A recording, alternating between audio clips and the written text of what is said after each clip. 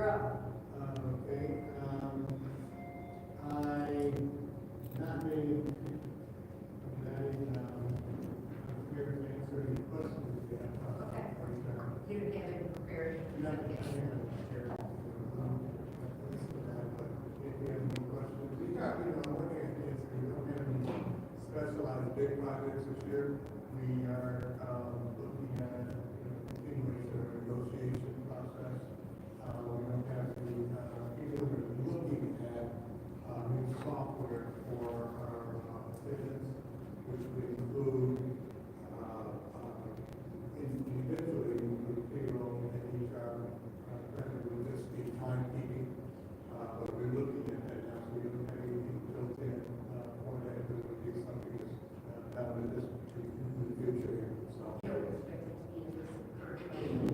No, and actually, probably won't hit his budget, probably won't hit the IT budget, because they're in a different department. Okay, Yeah, so it'll be in the IT department. correct. The other thing to know about the HR budget is that it's works at flat, basically the same budget as it is right now. There are no new positions, there's basically everything is doing right now, major John, but he has. Correct. You want to go ahead and start, Nancy? Yeah, we can just bounce off each other. Yeah. Okay. Thank you so much for joining us this evening, I guess. Appreciate you all for being here. I just want to get right into the pensions. In the past, we've even had to have kind of like state intervention for the pension. And so moving forward, and I'm looking at the numbers, do we have a long-term sustainability plan? Like how many people are we expecting to retire within the next couple of years here? I have that number, I don't have that number with me. The pension system we've looked at, for longer, we followed the actuarial report when we looked to fund that. And our goal has been to reduce our pension funding from 30 million a year down to 20 million a year. This will be the second year that's at 20 million a year, and that's according to MERS, that's a sustainable number. We should be able to do that for the next 5 to 7 years. We're also still looking to the state of Michigan for an additional grant for the pension system, which should bring us closer to 100% funding, which would reduce that from 20 million down to maybe 15 million or so. Right, and when we say we're going to do the reduction in pension, we know right now we are looking at some time where we may have to tighten our belts, where the state may have to tighten their belts. Yes. And they may not be able to grant what you ask. What is the plan if that does not happen? How will we sustain pensions? Our plan right now is we believe that 20 million a year contribution from the city would fund us for the long term, and it should take directions we have from MERS for about 7 years for that, and we should be okay with that. The assumption of that is that MERS meets their investment goals, which today's market might, who knows? But they do have a smoothing process that's smoothed over 5 years. And so that, I think, generally the markets will come back, it's a little bit right now, it should come back, and we should be okay. And this includes like post-employment benefits as well? Which one? The numbers that you're giving, like have you included the post-employment benefits in that as well? OPEB is funded differently. That's, Okay. we do not have money set aside for OPEB. That's on a pay-as-you-go basis. And that's built into our budget. At this point, we think we're relatively sustainable for that. We reached the point where that seems to be leveling off, far less increasing, but we've been, it's been since 2015, since we stopped funding or stopped adding additional people into the system with recovery health care. Well, that reached the point where we're kind of near the peak or at the peak, because it's not going up at this point, so. You know, hopefully, that's not going to cause major problems in the future. But we have to watch that every year. So you expect those to go down? Yeah, yeah. Okay, so we hear probably have to change our format now, so we have 30%. What percentage of the human resource budget is dedicated to employee compensation and benefits? And then is that allocation sustainable long term? The second part, yes, it is.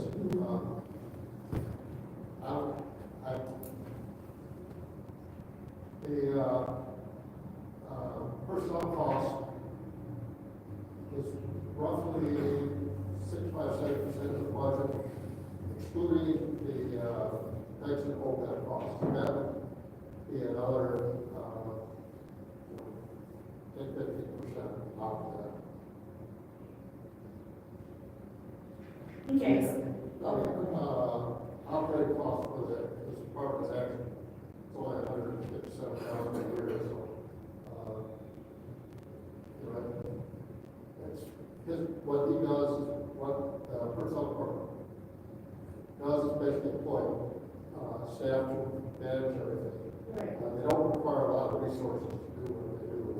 One thing that says that it is state with the HR budget, there's a lot of compensation, there's a lot of pension stuff, everything built into the HR budget, so we're pretty steady each year.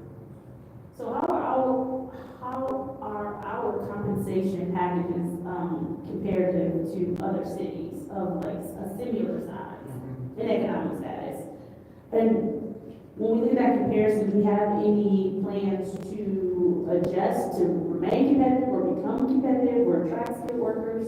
Every year we do what's called a market study. We do it particularly for our union negotiation process, so that we're paying competitively with the bargaining process. So we know what we're paying, we know what other cities like size are paying. We do the same thing with all of our positions, including our exempt positions. We do it with our leadership positions. So we are comparing with what is called wage studies to make sure that we are being competitive as close as we possibly can be. Okay, and Mr. Moore, this may be more for you. What we have in place to track spending and adjust budgets in real time, in case, like, I'm sure the imagination have an influx of people who are interested in coming to work here. So we need to address the unexpected costs of budget shortfalls. We do plan for that. I'd say this budget compared to last year's, I believe, is a lot better budget, a lot more sustainable. It takes a while to understand the rhythm of organization's budget. Last year, we compared the budget with 6 months' experience, that really wasn't a lot. And I'm very comfortable with the budget that we have right now. I think it's very sustainable. I think it's very realistic. I think it's also very conservative. That there are things that, and we'll talk about this later, guys, there are things that we put in the budget because we didn't know that there was, we knew we had applied for a grant for life, but we haven't received it yet, but we have since received it, and that makes a big difference. I've had some questions here about those gaps and revenue missed. We've had a number of items that we weren't 100% sure they come in, and we're going to have a good year next year. Okay. And so, in your budget, there is built-in training for our personnel in HR. Yes, it is. Okay, and then, go ahead. We have budgeted training. We haven't did as much training this year to this point as we would like to. We did budget training, so before the year's out, we do plan to continue training across the board, not only just HR, but across the city. So we wanted to, as a year ago, we offered training for leadership, we offered training for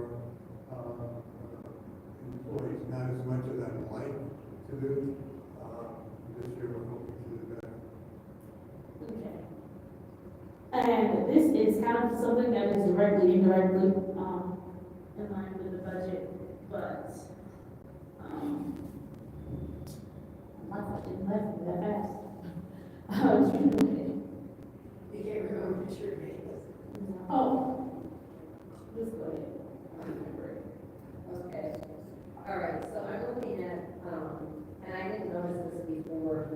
but our health insurance premiums seem to jump big time, just for your department, I'm sure it's across the board, because it's a percentage. Did our health insurance costs go way up per employee? I mean, and we are, that's something that, I fight with every year, try to see, what can we do, as far as our health insurance and our carriers that are covering us. And that's an argument we have, and I'll continue to have it. It's just that the market, the health insurance is being driven by the market, I think, and so we're business about it. I know health insurance is expensive.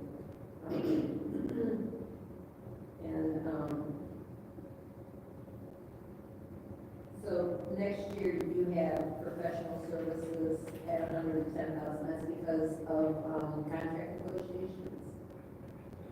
Yeah, I mean, in our professional services, we want to include not only training and development, but we also use that when we're bringing on new software, to the city. We're looking at doing that with, we're looking at several companies right now to offer training and development for bringing on software for timekeeping especially. Okay, so that's not only just the negotiations, but that's also training on the new software that you hope to get in the next year. Right. We're trying to get our time and attendance software put on board. We're working with, we're doing, how should I say, we're looking at vendors right now to see if we can do that. I think the savings, I think, will be greater than we anticipated. I mean, because of, I don't want to say fraud, but I think there's a lot of issues with timekeeping. Employees just punching and timekeepers putting in the correct time. When you add that up across the city of over 600 and some odd employees, it's quite a lot. So, anyway, the system that will correct some of that. Working remote timekeeping was a difficult task. Yeah.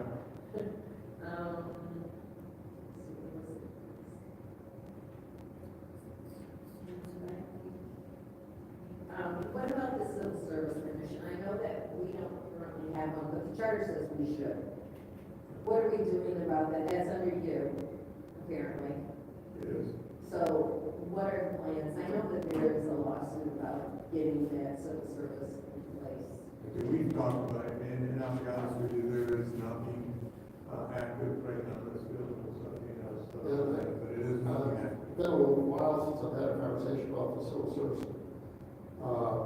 And I remember right, there were very few employees that would fall under the civil service purview. That there's just not an awful lot for them to do. None of the union employees would fall under them. None of the employment officials would fall under them. Okay, so there's no plans at the moment to even put one in place, but they're all appointed, right? They're all positions are appointed, but I don't think anyone's appointed. We don't have anybody in, we have the Human Relations Commission, but not a civil service. Right. Okay, Ms. Burns, would you like to?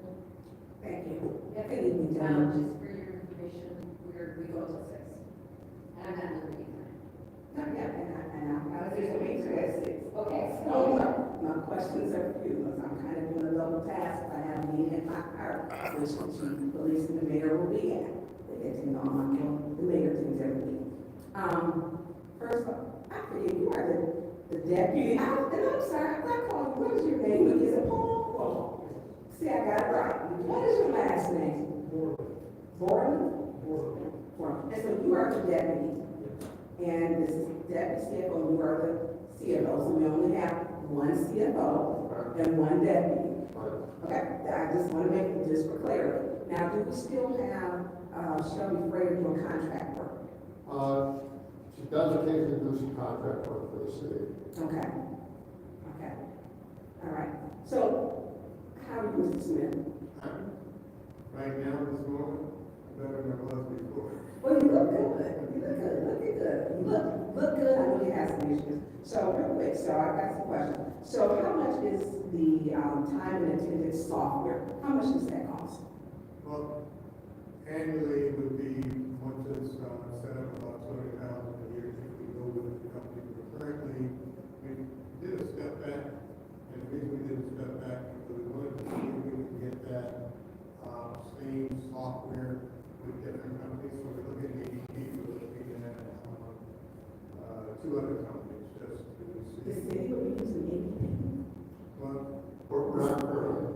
Okay, yeah, I mean, I used ADP before, but, that's been a larger municipality. yeah. Okay, so 200,000 per year, is there an initial cost for setup? Yeah, there's an initial, well, it depends, who we go with.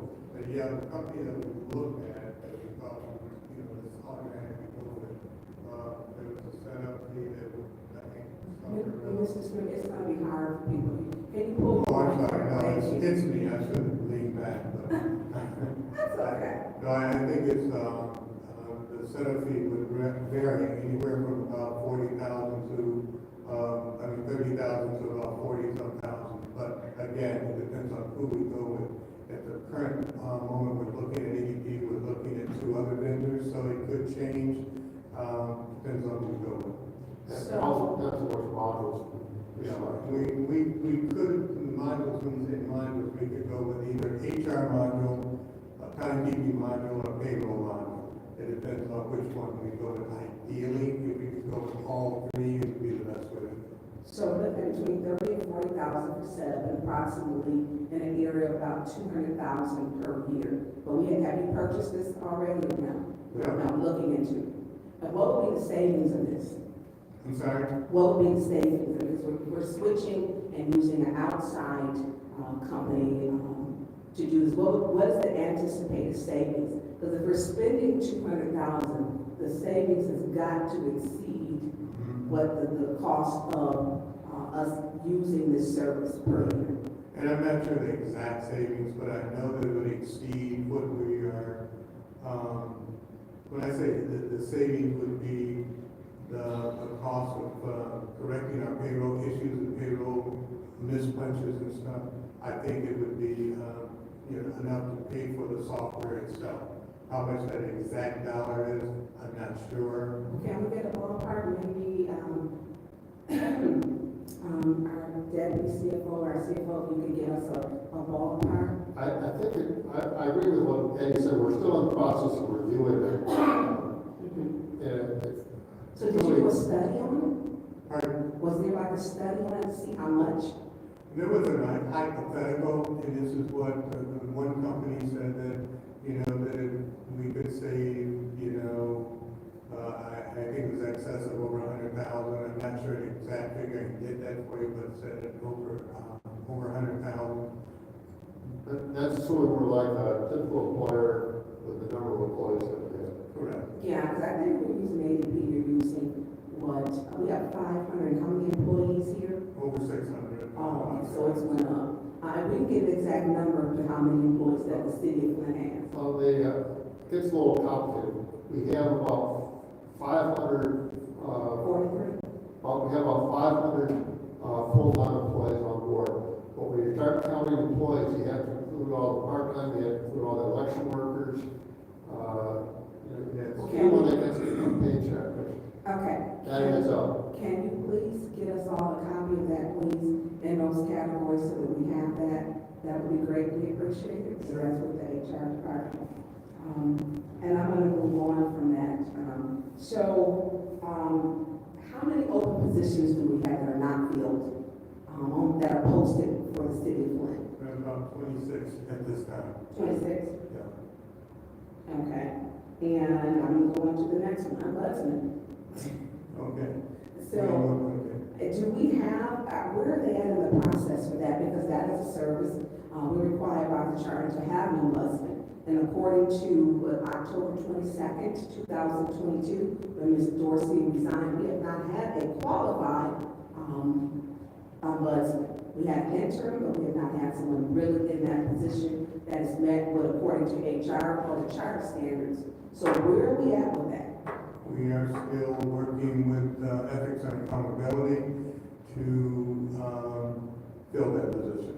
We Okay. provided a number of applicants that applied for the position about 2 weeks ago. They applied, but we've been going through this process for well over a year, as you know. Yes. And we have provided the ethics and accountability board with the qualified and the non-qualified. I think the current situation with it is that they're looking at all applicants as of last week. We sent that over to Mr. King and Mr. I think it's Harris, Mr. William Harris, the qualified and non-qualified applicants. Okay, thank you. So the next one, personal service contracts. How many personal service contracts do we have? Then personal service, like the HR, our director for the Main Center, formerly the Council Ring. I've asked for personal service contracts, have not received them. How much is her salary, Mrs. Wiggins? How much is Mr. Richardson's salary? And any and all other personal service contracts that seem to be falling underneath the $75,000 threshold. You did not ask me. I will find that information and get it Oh, back. I didn't put you in email. I know I sent it to our clerk and they believe it. I didn't get it. Okay, No, okay. but I will get that to you. Thank you, because I want to make sure we're having transparency as people are asking, especially with, I'm looking at literally, people are losing their jobs. I was at a meeting yesterday, a husband and wife lost their job, in my ward. And with this change, this new, president, there were some changes that are going to affect everybody. And looking at how it's going to affect our city, we may need to tighten our belts.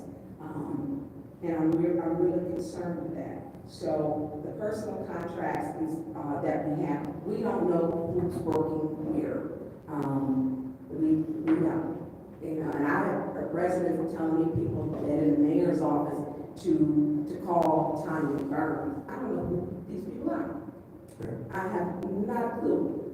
So I don't know. We have everybody who's working in the mayor's office. They're referring. And I want to know how much they're making, because we get people working in the city and we don't know.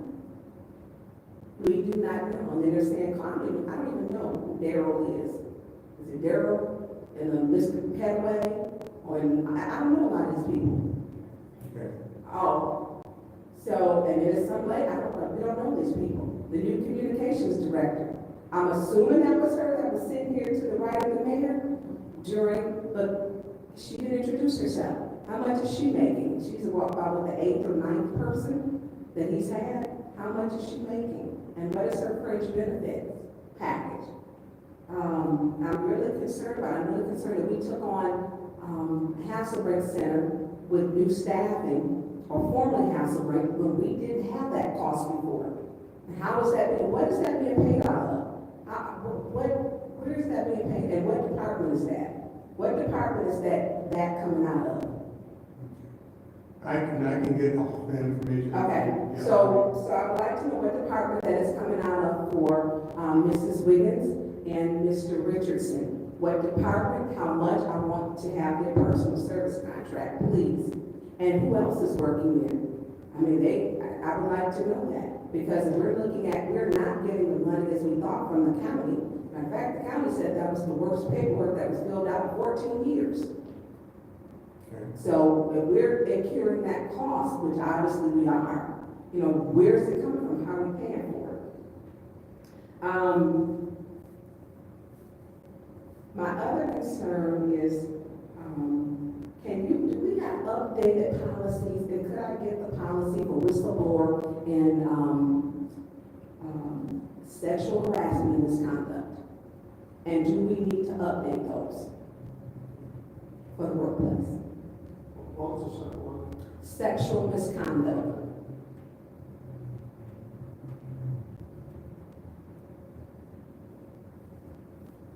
So that's going to be all of my questions for right now. Thank you.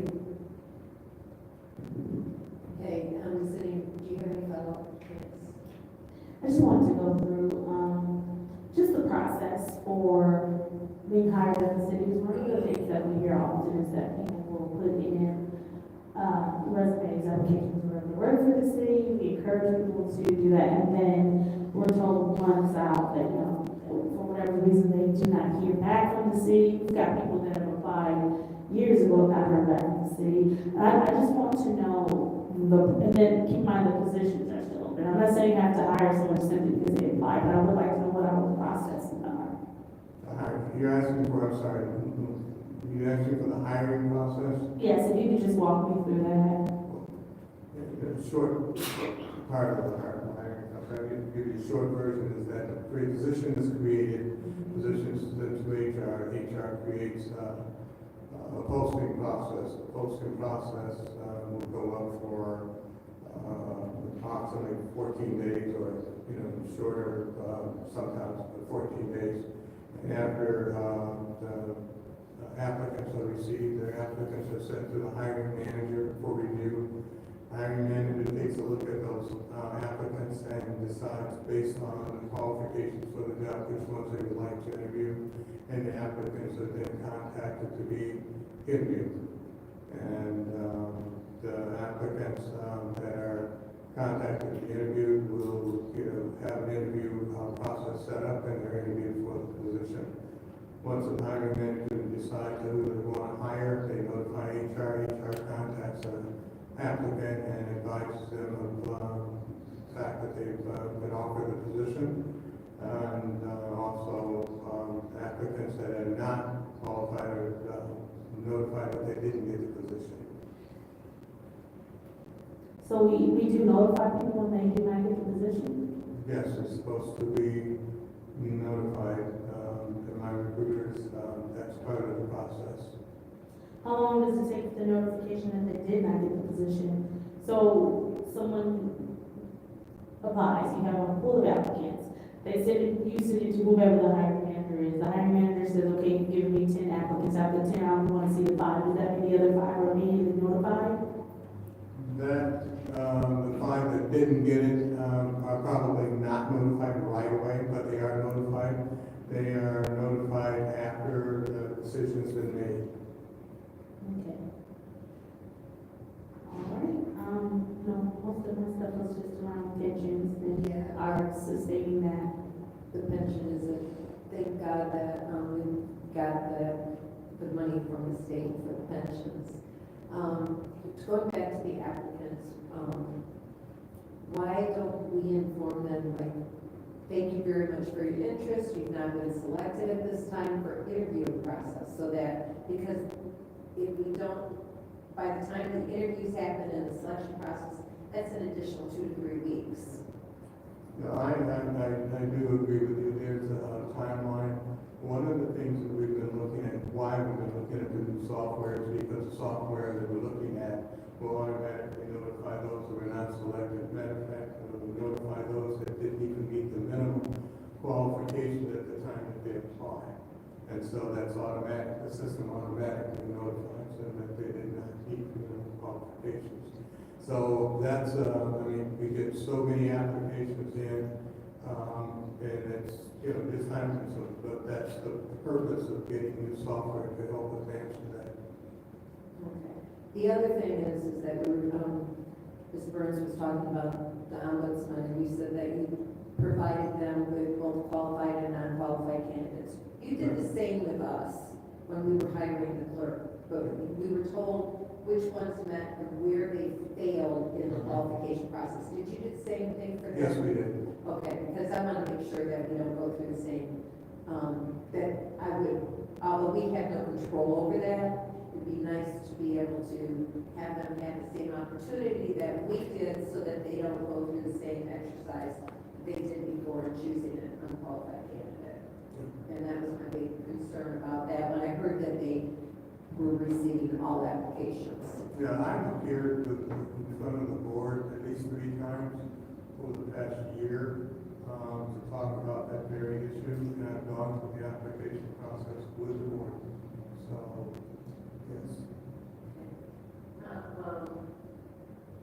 So I do think we need to think about the civil service, even if we don't have very many people, there's not much in the budget in there, and I think, I was looking at the charter to, see if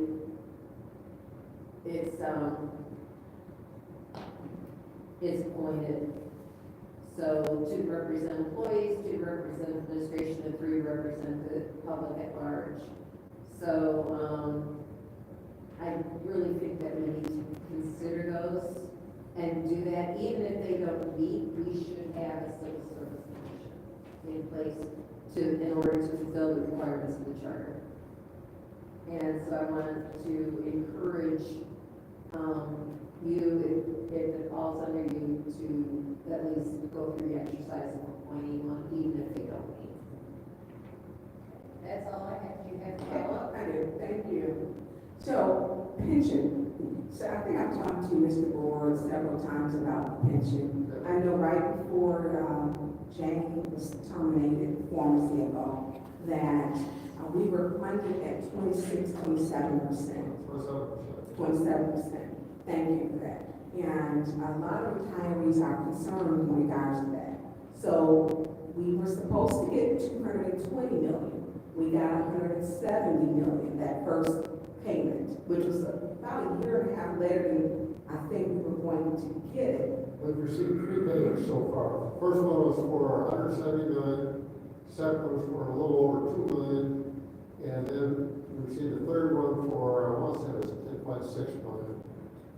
Right, and so what happened to because it was a whole big thing. Senator Antoinette had announced we were getting $220 million, and that was a big thing. And so I'm asking what happened to that extra 50 million? We haven't received it yet, but we haven't given up. We're not working for it. Okay, because that's a lot of money. Yeah. And retired, because that would have put us at, what are we funded at right now? Right now, we're funded a little over, 6%. well, we had 172 million, we were funded at 62%.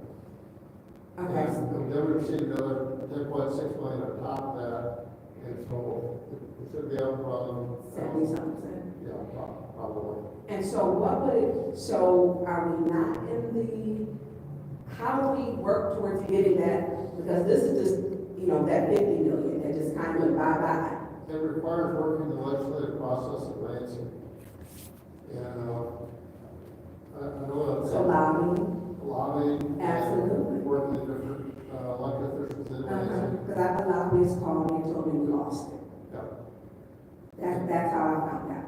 And when we look at retirees who depend on their pensions and they work for the city and they want to retire, they should be able to retire, and losing 50 million is a whole lot of money for us to be losing. And so where did the 10 million it came from?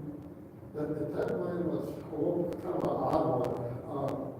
It was actually based on our OPEB liability, but they paid it to the pension system. Depending on what your OPEB liability was, is what determined what amount that you received for that grant. And then they paid it directly to MERS. It never actually came to the city. So it never came to the city, but directly to MERS. Right. Okay. And so what is our pension payment at now? We're paying approximately 20 million a year. And for how long? Because we used to, According to the actual reports, we should be able to do that for at least 5 to 7 years. I'm sorry, could you say that again? I didn't We hear. should be able to do that for at least 5 to 7 years. So 5 to 7 years, we should be able to pay them 20 million? Yes. And then after that, it goes back up to that 40? I don't think so. Just that's as far as the forecast goes. So for 5 to 7 years, we'll pay 20 million into our retiree pension fund. And then Right. after that, we do not know. Right. This is all dependent on whatever the market does and whether the MERS meets their benchmark. We're cautiously optimistic that they will. So what does mean our pension is not funded in like our municipalities that even surround us? They're like 80% or higher. Are we in any threat of the government taking over our pension fund? Not at this point, no. Okay.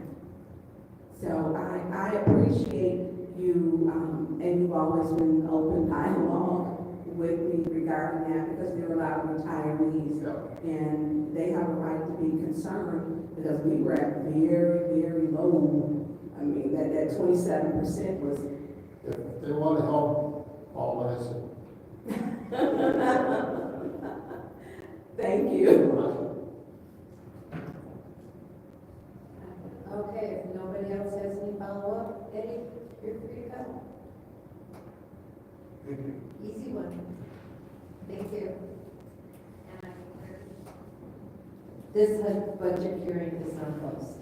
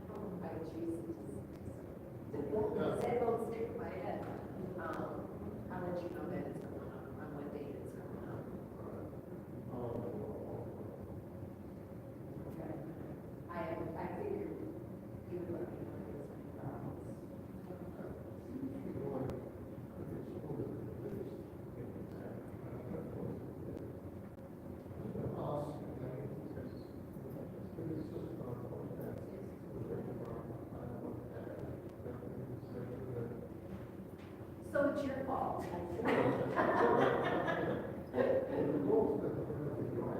Right.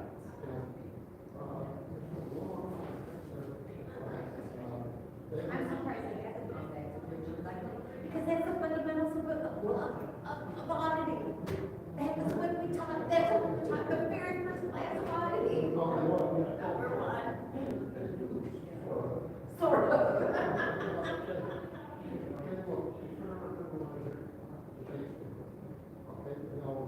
Right, but you got your notes.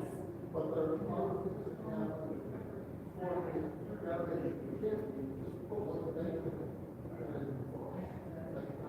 Right, I know, I just did a year and a half of fake reconciliations for one of my clients, just, yeah.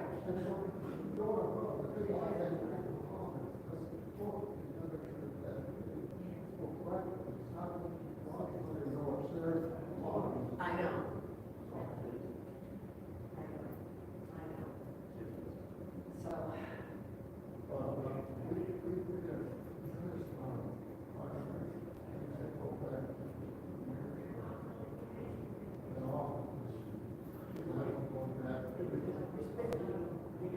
So. So, all right, so, have you purchased the software that you were talking about, that will have it all that together, or is that this year's budget? I hope to do that this spring.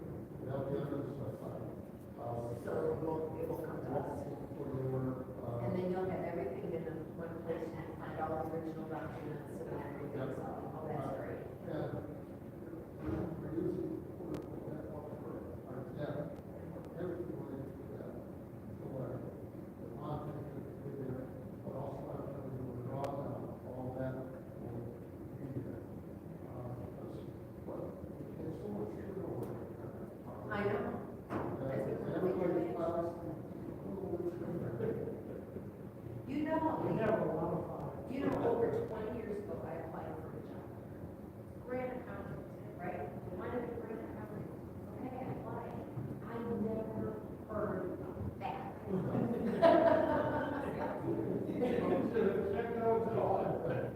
I mean, that was my specialty this day. Now I don't know what my specialty is. I don't have one.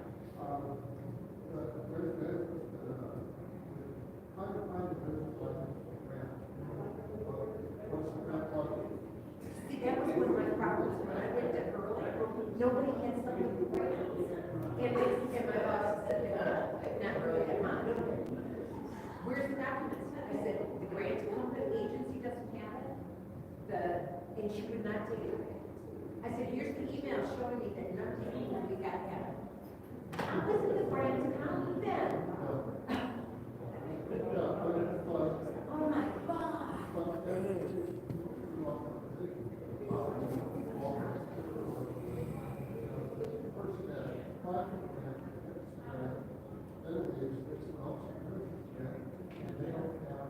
The documents, and you don't know if it's eligible expenses or, yeah.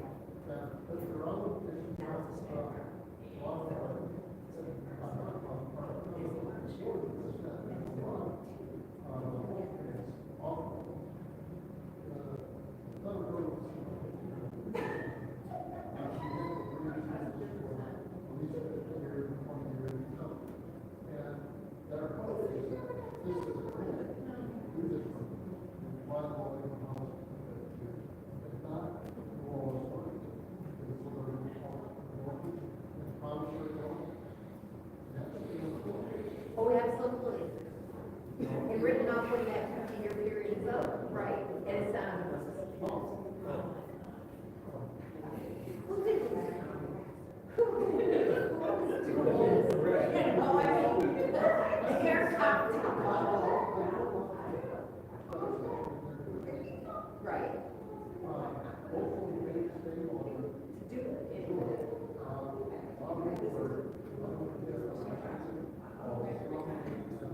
He started saying, he started saying,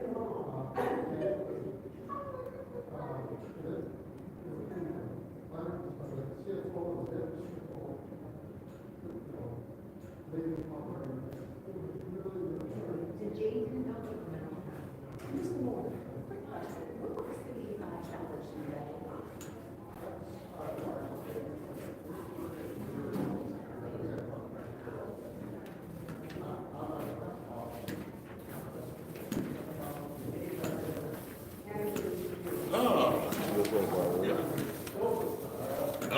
Supervisor Mitchell's reporting back at Flint City Hall, and we are here to pick up where we left off at last week about snake bite burns.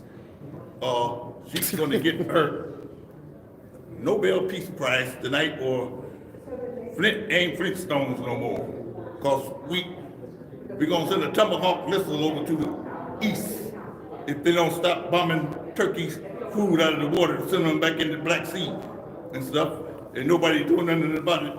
And Trump still talking about deuces. He out of here, but who knows where, until he come back to Flint and deal with the darkies in Flint. But stay tuned. I just got, okay, that's it. That's it? Okay. That's it? Wow, they gonna burn. Who where is he turning over there? Man, turning burns over there.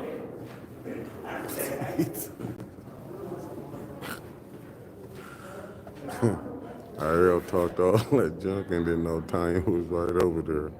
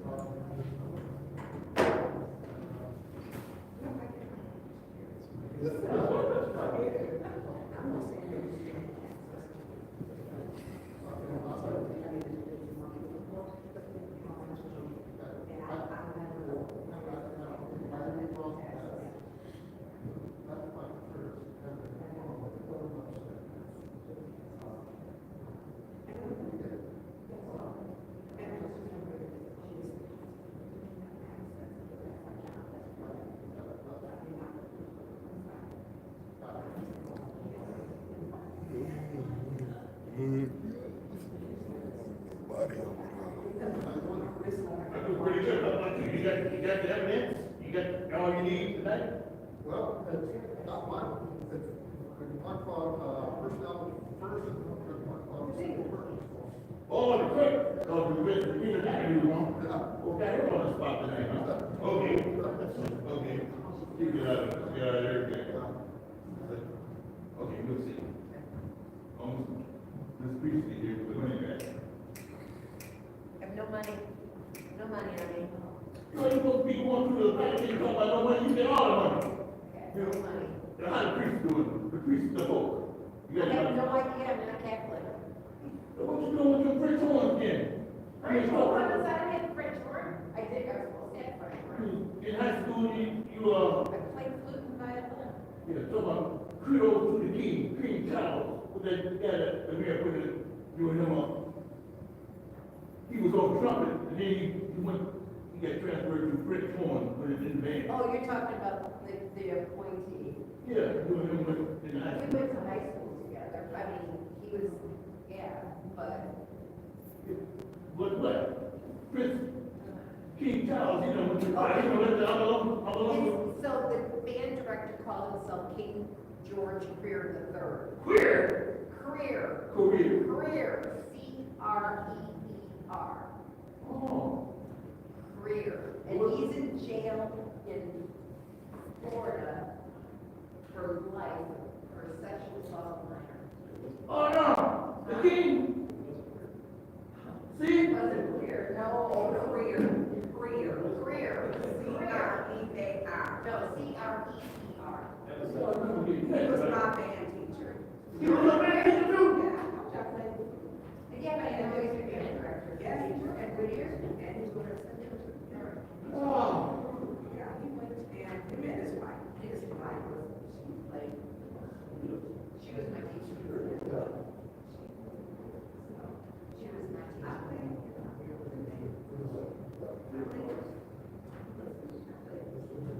not very well.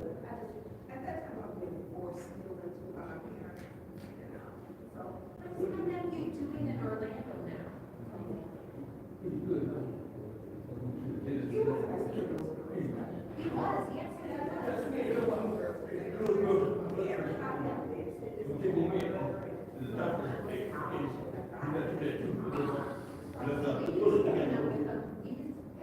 got something to say. Get a pistol in the mouth, get a battle of the person in the back.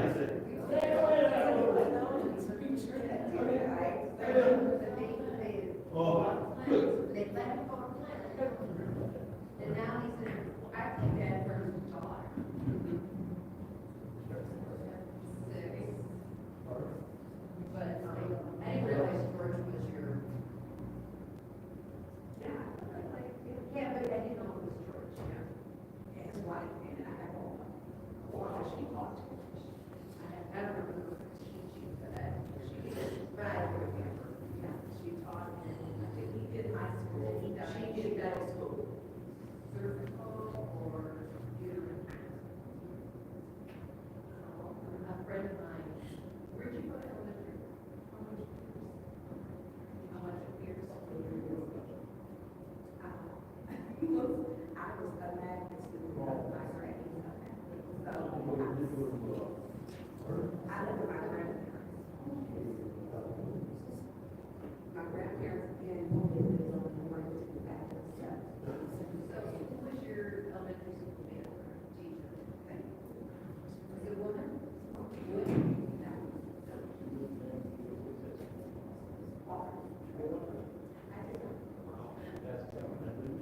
I used to have my bus driver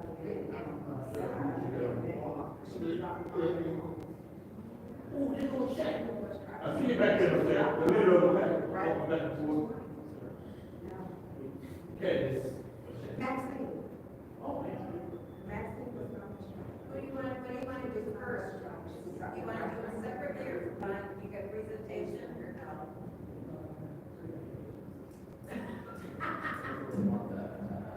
Oh, that's good. That's fair, I think we don't want to see you want to say, they're going to put on the list first. Okay, whatever one you got on the list is fine. Okay. Your game. Here we go. Process my travel reimbursement.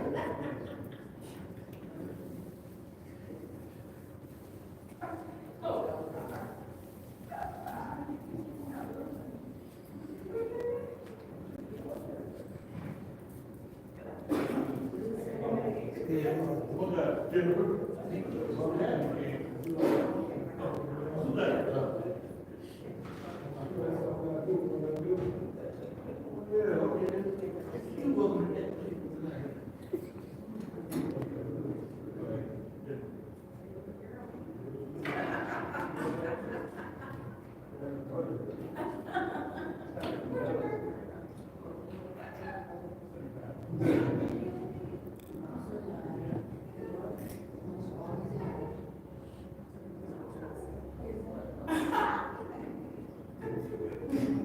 I didn't realize Northern was the largest graduating class.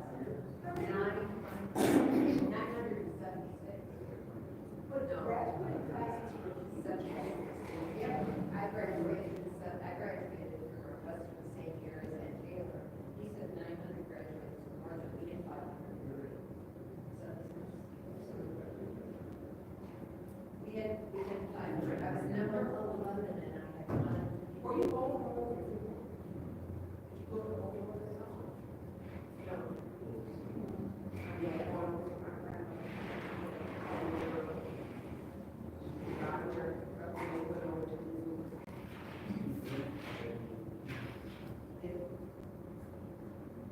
I can't remember that. You know, we're being ourselves as bosses.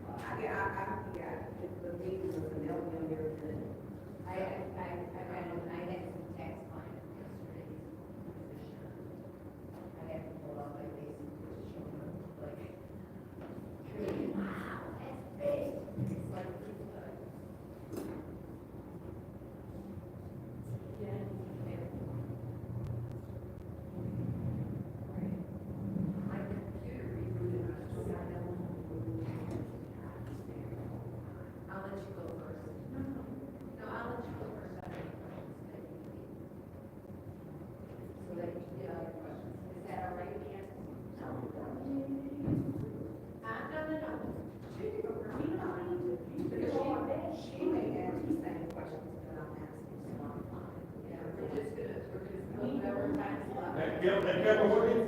Your body camera? So that way get a new one. Better. Yeah, good. So now I hope we get an IT for. Keeps coming up with IT.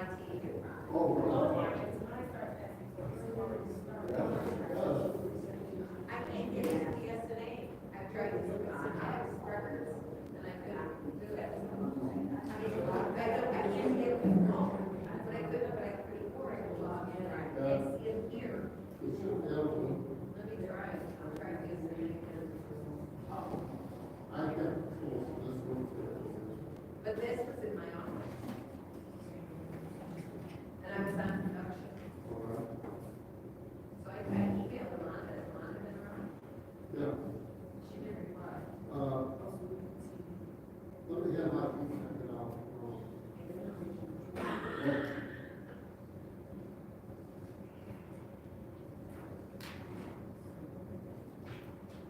Are we live, Pam?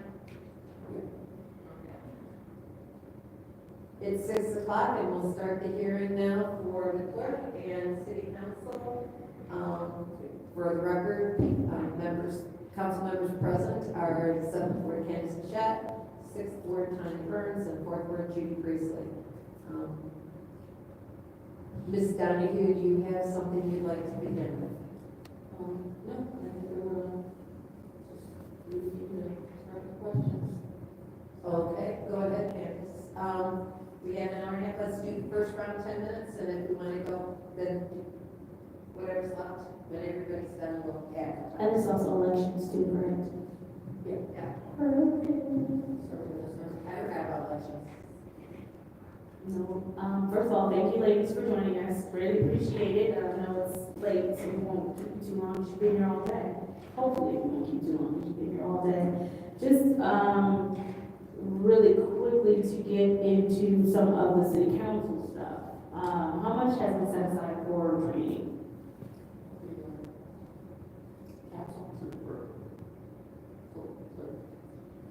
So, right now, for the deputy and myself, we set aside $10,000 for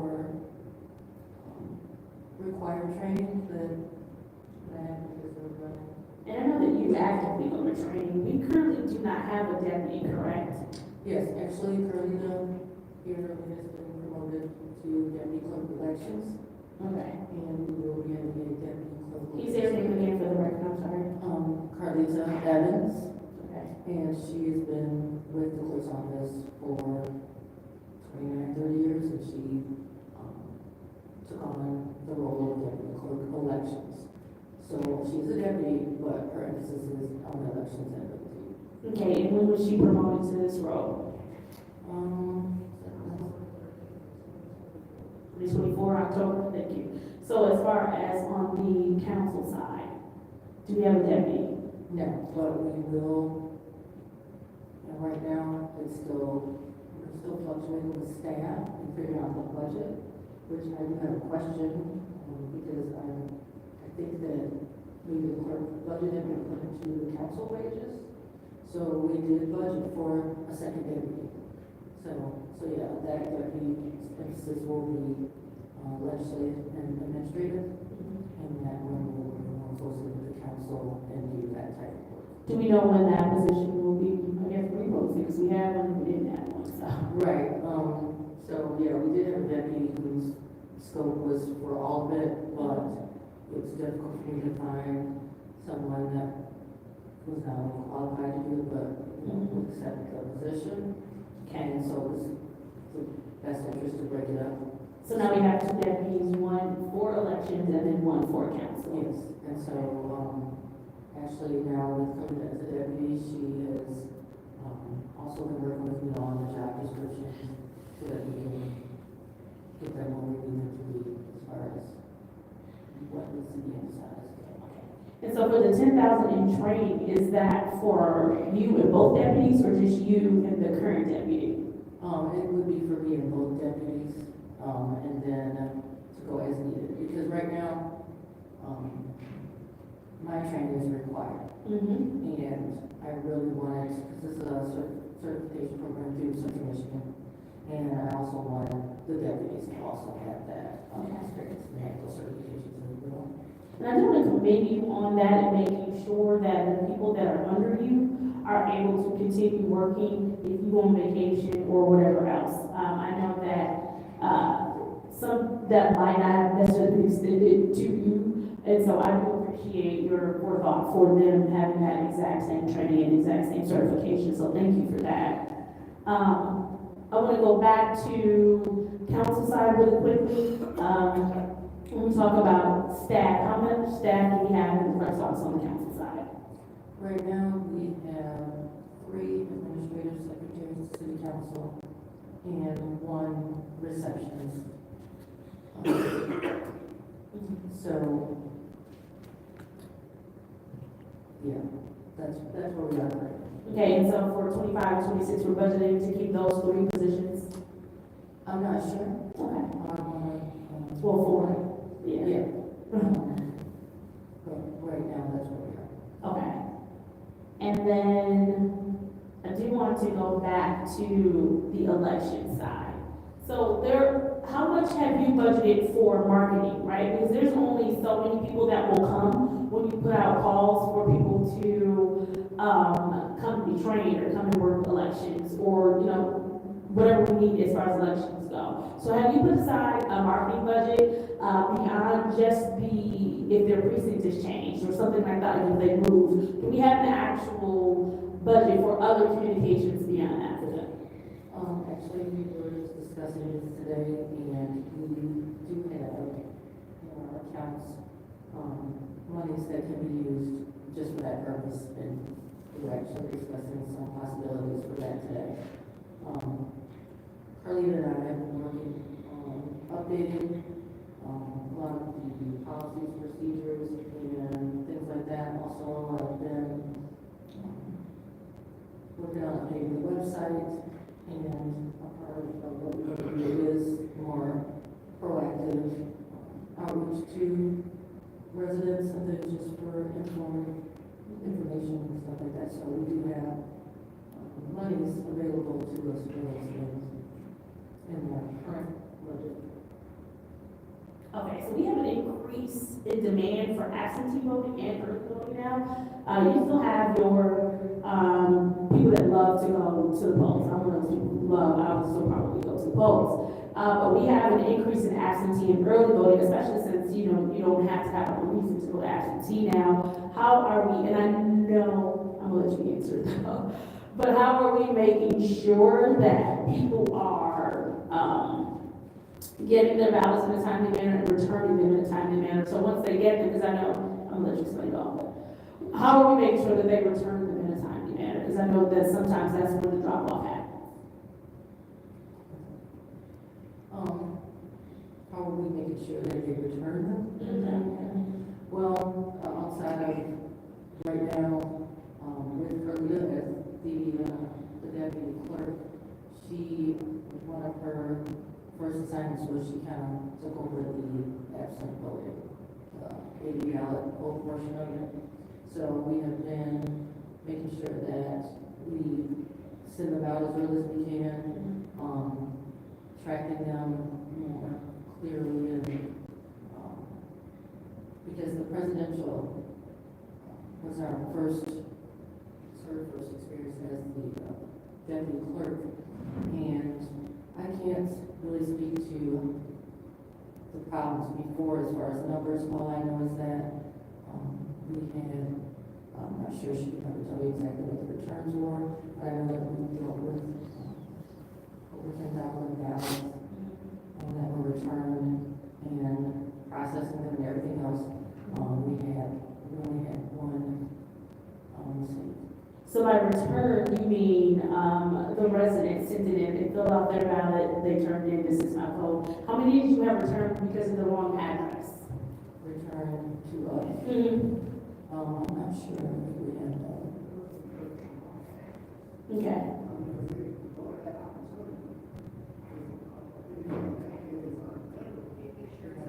It's on, it's just not close to where the number. Yeah.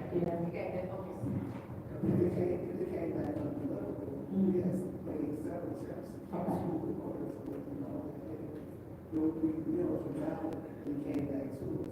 Okay. So it's actually voter responsibility. So then, do we have any new technologies or systems that we're going to implement in the clerk's office to improve the election process? And keep in mind, I'm just asking these questions to make sure we're doing everything on our end. I'm not saying that you did or did not, but, we want to make sure that everyone has an opportunity to vote, and if the error does occur, it is not us. That's something that's in the process. Okay. So can you speak to any of the technologies that we're possibly putting in place? No, not at this time. Okay, so are they reflected in this budget? Mr. Moore, I'm sorry. can you confirm that they are reflected in the budget? I believe the budget can handle that, yes. So you were speaking to technologies. So the one that I mentioned before, text my which we were trying to implement, but because it is so involved and it's kind of like learning something new for the staff. When we get into election season, a lot of times they just jump right into what they're doing and focus on what they've always done. So outside of me doing it, I didn't feel it was fair, especially when I had restructured what everybody was doing. So everybody was doing something different. Right, because she was, really promoted. Right, and those she are took those over areas. the county board, everybody was moving to something different. So that is a technology that we are still working on implementing, which is basically just, it's a texting system that sends out messages, to the voters, to election workers and things like that. So that is something that we want to also get started, but that would be something that the deputy clerk, legislative administrator will be responsible for. All right, then I'm gonna ask a question. I gotta figure out the best way to ask, because what I don't want to happen is a well-intentioned question and a well-intentioned honest answer get you attacked. So when we find that, for whatever reason, something comes back and we're not able to get that, to the resident, we're not able to get the ballot to the resident, or we're gonna use the text system and the number may be incorrect, how long before we decide that it's just not a good number and we do not need to keep using that number, or it's just not a good address and we do not need to keep using that address? How many attempts? So if something's returned, it's usually for a reason, or the person's no longer at their address, or, I think it just really depends on the situation, because usually we can go into the qualified voter file and figure out if it's a legitimate address or not, or usually the mail doesn't really return. If we get returned mail, it's because the person's no longer there, and no longer live there, or something like that. What's the cost associated with every attempt? That I don't know what the breakdown, I think it's just a matter of postage. Okay. But usually, especially when it comes to the absent ballot, most the voters, they know they're looking for it, so they will reach out. We've had some issues with recent elections, with the programming. We have addressed those, but we just encourage people to contact us directly so we can figure out exactly what's going on. Because sometimes people think they are on the permanent ballot list and they really aren't. Or, we try to remedy that situation, with the presidential, especially when we had early voting, we had a lot of people that had issues with absent voting, and we just encouraged them to come early. And can you publicly say, because we knew the reason on election day when we called you, one of the things that I want to commend you for is that you are available, that you do answer, that if complaints are lodged, you can go out yourself and check into them. Can you just publicly explain why the laptop situation was the way that it was the last election? Because there were a lot of complaints about, there's only one laptop here, or, so can you publicly explain why that was important for a safe and secure election? That very reason, because it just depends. The only place we had 2 laptops was early voting here, because we only want to have at each location, each precinct, poll book for security reasons, because, you know, the presidential, it's one of those times where we're gonna have more people than any other time. I don't know. I remember, you know, in the past where people would wait a long time to vote because it's just because the number of people are there. I encourage the workers to take their time and do things correctly. I would rather that somebody have to wait a little bit longer just to make sure we're entering. That's something we're working on with the training. So it's really a matter of security because it's just the way that it's set up. You can only have or precinct. Because you can only service one person at a time. So if the person wants to vote, then it's going to take a minute because they have to make sure that each poll book person has to make sure that they click on the right person. Because if not, then that's where the problem comes in at. So yeah, it's going to take a minute for them to get through the line. But we'd rather err on the side of caution. We'd rather take that extra minute than to click on the wrong person's name and then come to find out later that person was the wrong person and their vote didn't even count. So any municipality you go to, you can only service one person at a time on election day. But when it comes to early voting, you can have more than one laptop because the early voting is live. Right. And I appreciate that explanation. I also want to point out, because we do get a lot of flack for often being the last in the county to turn everything in. I want everyone to be clear that Flint is the largest city in the county by at least 40,000 people. So that's a 40,000 difference. And so that's just one of the things I want to make sure that we clear up when there are constant complaints about why it may or may not take Flint so long. Also, along with your point of you can only service one voter at a time. So what is the breakdown of the city clerk's budget for personnel versus operational expenses? And then is the current budget sufficient to meet the needs of the department, particularly so 2026, we're coming up on another election year. So right now, we're still in the process of analyzing because we did the consolidation of precincts in early 24, and that has resulted in fewer number of election workers needed, again, restructuring the staff for just to make it more efficient and things like that. It's kind of a process of learn and build. Try it this year and if it doesn't work, then we move on. But we're kind of still figuring things out just because of where we are right now. And then we had the presidential, I think, I'm not sure how many workers we ended up having total, close to 400, something like that.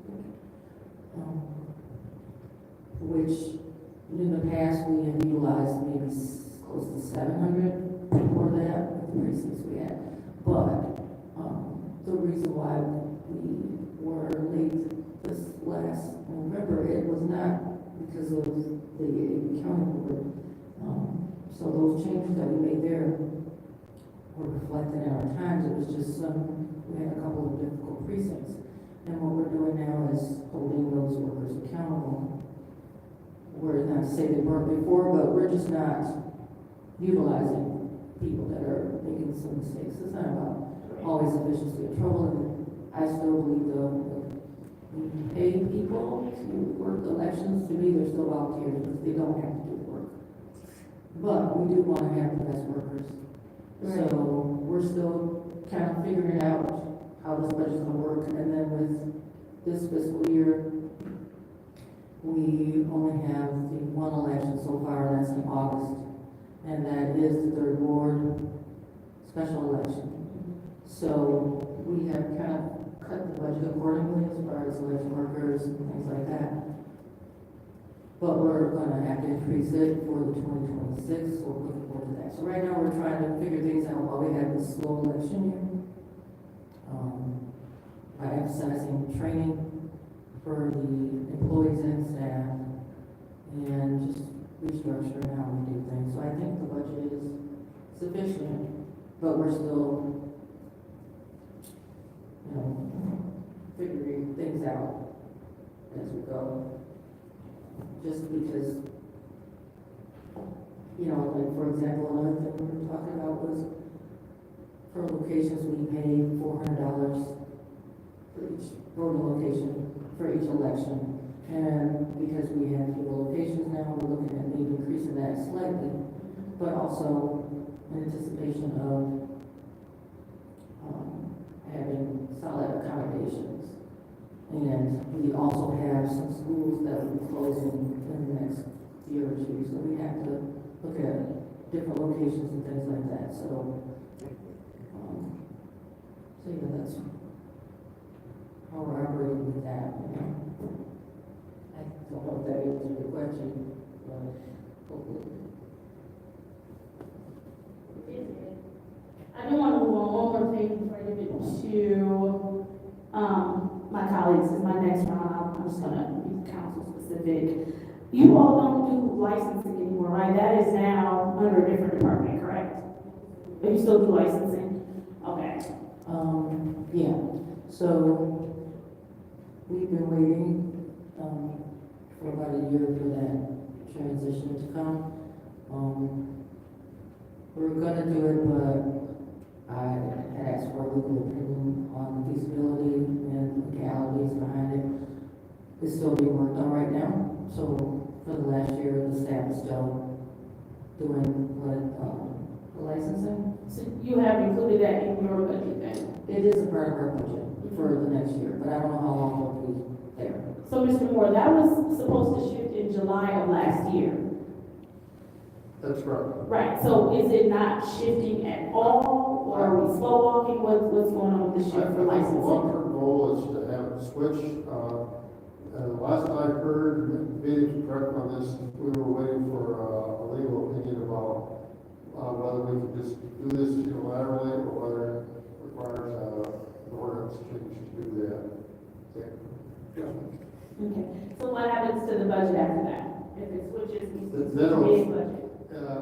After that, we'll switch over to the business and community development. Because, technically, it's really revenues that change. And because the staff right now is, they're all elections / licensing. So they are dual staff right now, but I would keep all the staff people, they would just only do elections. So it's still, those wages and salaries would stay, the revenue would move, and then some of the expenditures that we have, printing and publishing the things for the licenses themselves, but it's pretty, Two more, I promise I'm done this time. Are there any expected increases in expenses related to implementation of new voter registration systems or other elected related services on here? She told me to go ahead. Oh, okay, I just got two more. And then, Okay, yeah. that's fine. I'm sorry. I said, are there any expected increases in expenses related to the implementation of new voter registration systems or other election related services?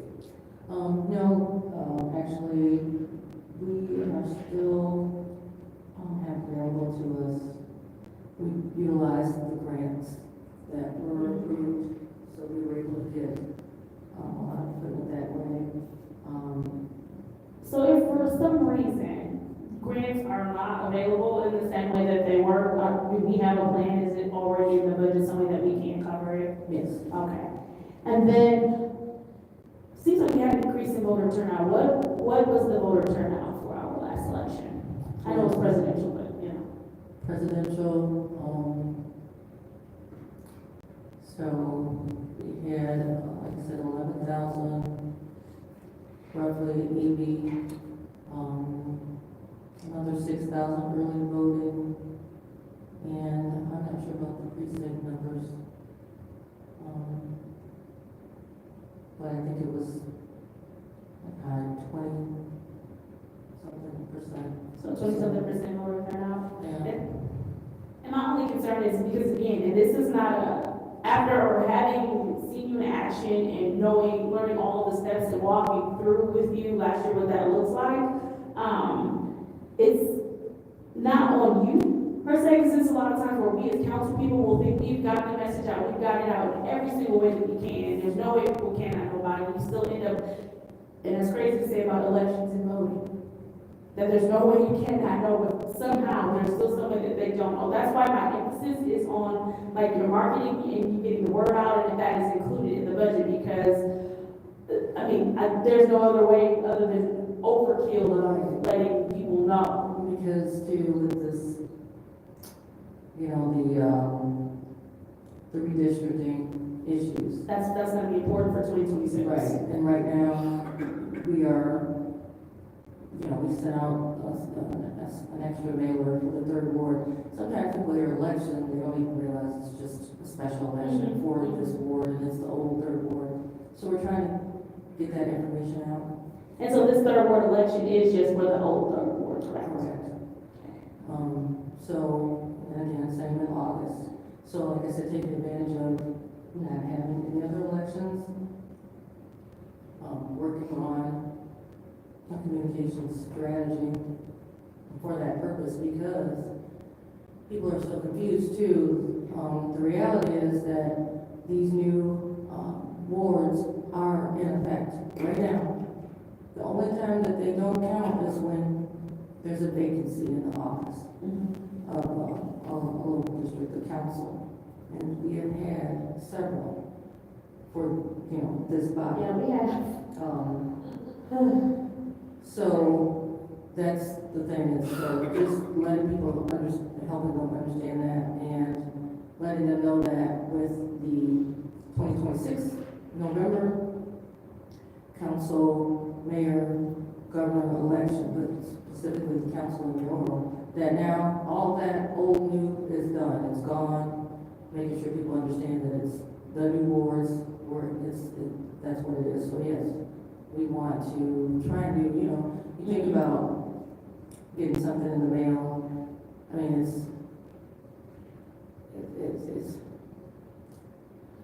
I'm just hoping for something more dynamic than just saying, okay, we sent you a letter or a postcard. Right. So yeah, so we are trying to come up with other ways to reach out to people for that. All right, Yes, it is in our budget. We do have monies available too. Thank you very much for that. I'm gonna have to yield the floor. Thank you, Councilwoman Mars, for that attitude. I appreciate it.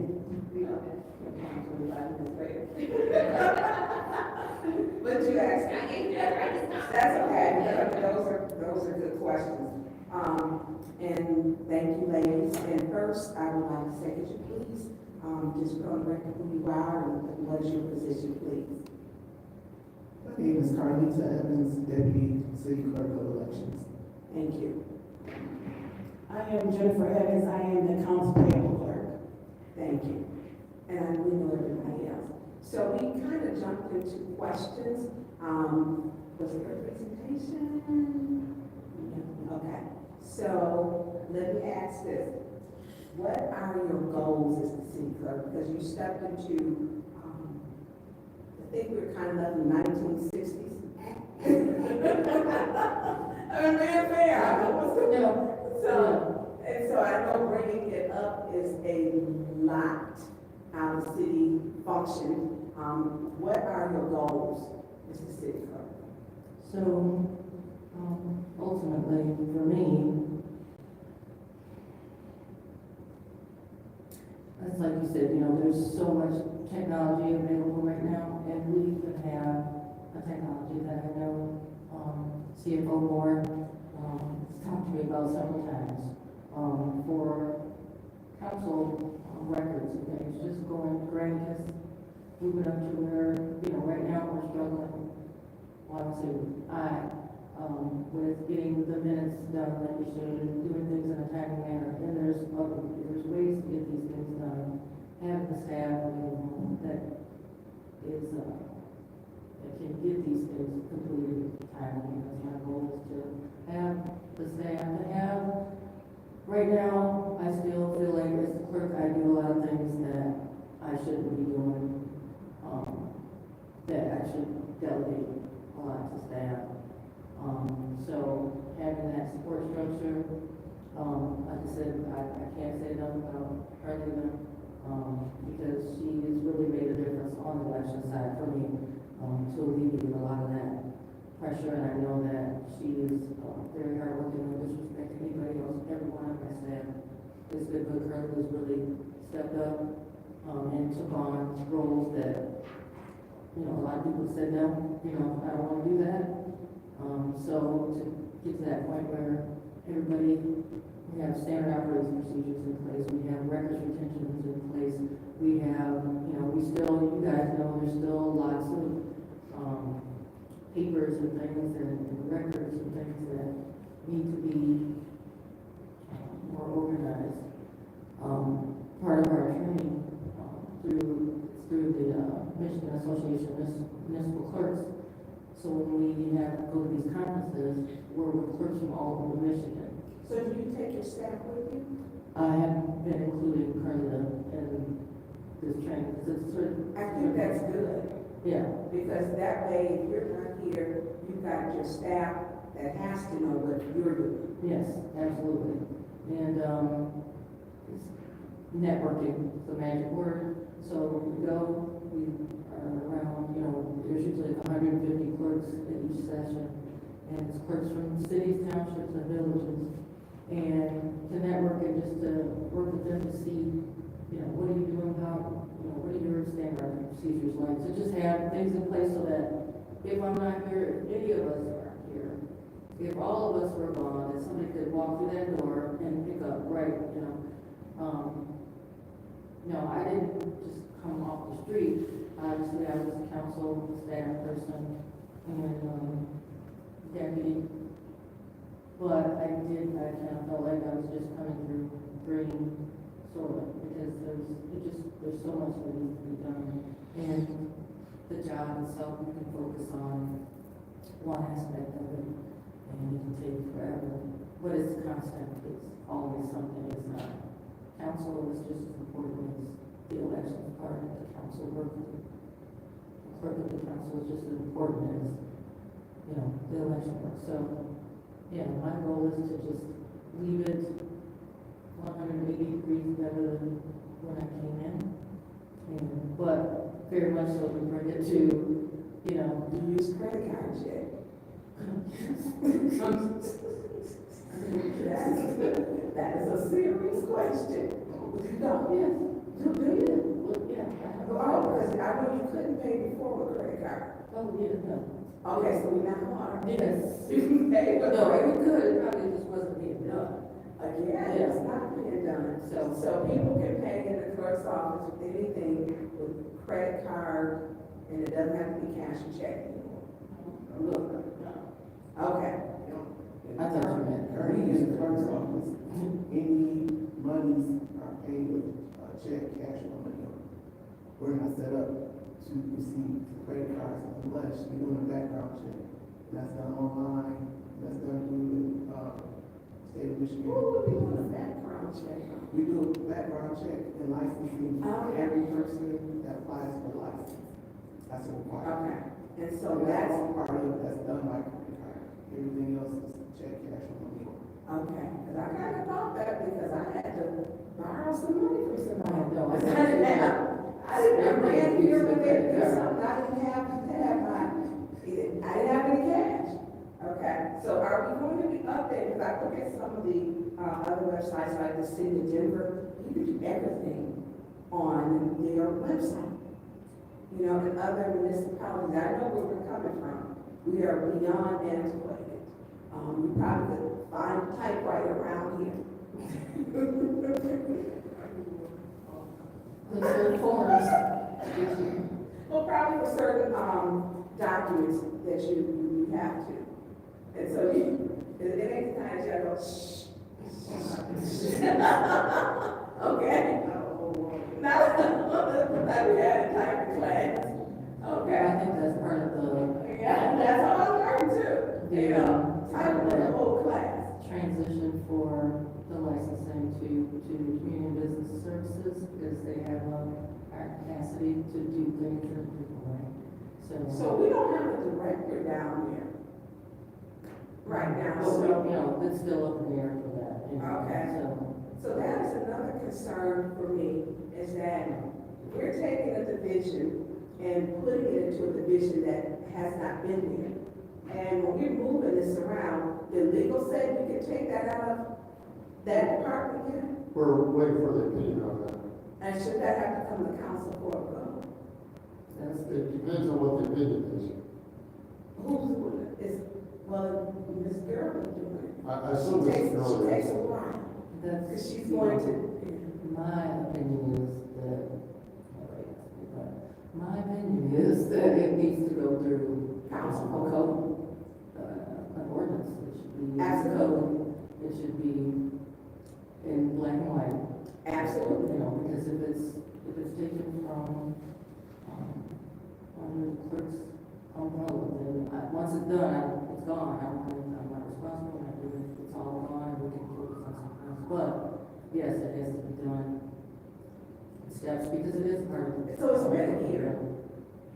I mean, how much longer, you know? I think Is it's this legal opinion going to It's take? because it started under Attorney Kim, and then it was Attorney Cups, and now it's Attorney Brew. So we have to respect and give her, what, 10 months? So. I mean, she's gonna do her due diligence. She's not gonna let anybody rush her. She's Yeah, going to do that. It's gonna be, so Okay. that would be I just insist on that, because I don't want. And I think it should become to go through changing things. Okay, how much revenue comes in through the licensing department?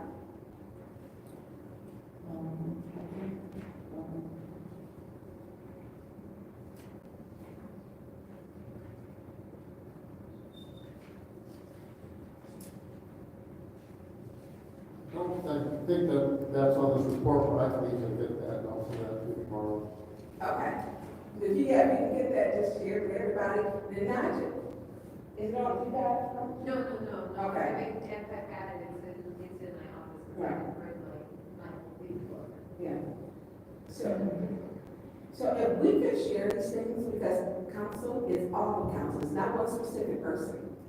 It comes to all of council. So it doesn't, you have, So just last year, what we just pulled up, and the fiscal year ending June 30th, business licenses and permits was 52,437. And then also the cable, franchise fees coming through the clerk's licensing division. But that's, that's a certain percentage of Comcast and AT&T. So, last year that brought in $689,000. I'm sorry. $689,039. Okay. Yeah. So that's, Cable.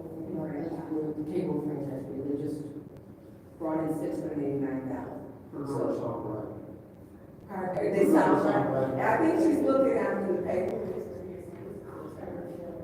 Everything is $744,500. Thank you, Madam Hood. Yeah, thank you, Madam Accounts Payable. So with everything, it is said again for me? $744,500. Okay, all right. That was from last fiscal year. That's what it was, the licensing department. Okay. Franchise fees and everything. Okay. We already know that the franchise fees are far less this year because it's based on the number of people that utilize those services in the city. Okay. So it won't be as much. Okay. So the licensing fees pretty much stays, we pretty much have the same vendors, but, Carly was mentioning. Licensing kind of fluctuates because, we have a couple of categories, such as sidewalk contractors and sign makers. They actually only renew when they got a job in the city, so those two, they don't have the same amount of renewals every year. So that's the fluctuation. Okay. Okay. So I'm gonna move on. Do you have, Madam Clerk, a budget for an attorney, independent of the city attorney? I do not. That's the problem. Because there's a conflict of interest with issues that we have to ask the city attorney on the other side of that. That they're doing both sides, it doesn't work. Right, so in the past, I believe, when the clerk, previous clerk did have a budget for that, it was for clerk issues, not counsel. So it was for issues that she would have dealt with as the clerk. So, and to look at something outside of, you know, that would affect the council, would be, money's available to the council for its issues, that's a whole other thing. Okay, but also in budget elections, there have been some things that, when we talk about, we've got that third ward race again. And, before I get to how much that race is going, the election is going to cost us. There were questions when it came to the third ward election that we had to wait on the elections for the state of Michigan. And we are often not on the same side as the county. And you need, I've been very apparent, you need to have your own independent for legal when it comes to that.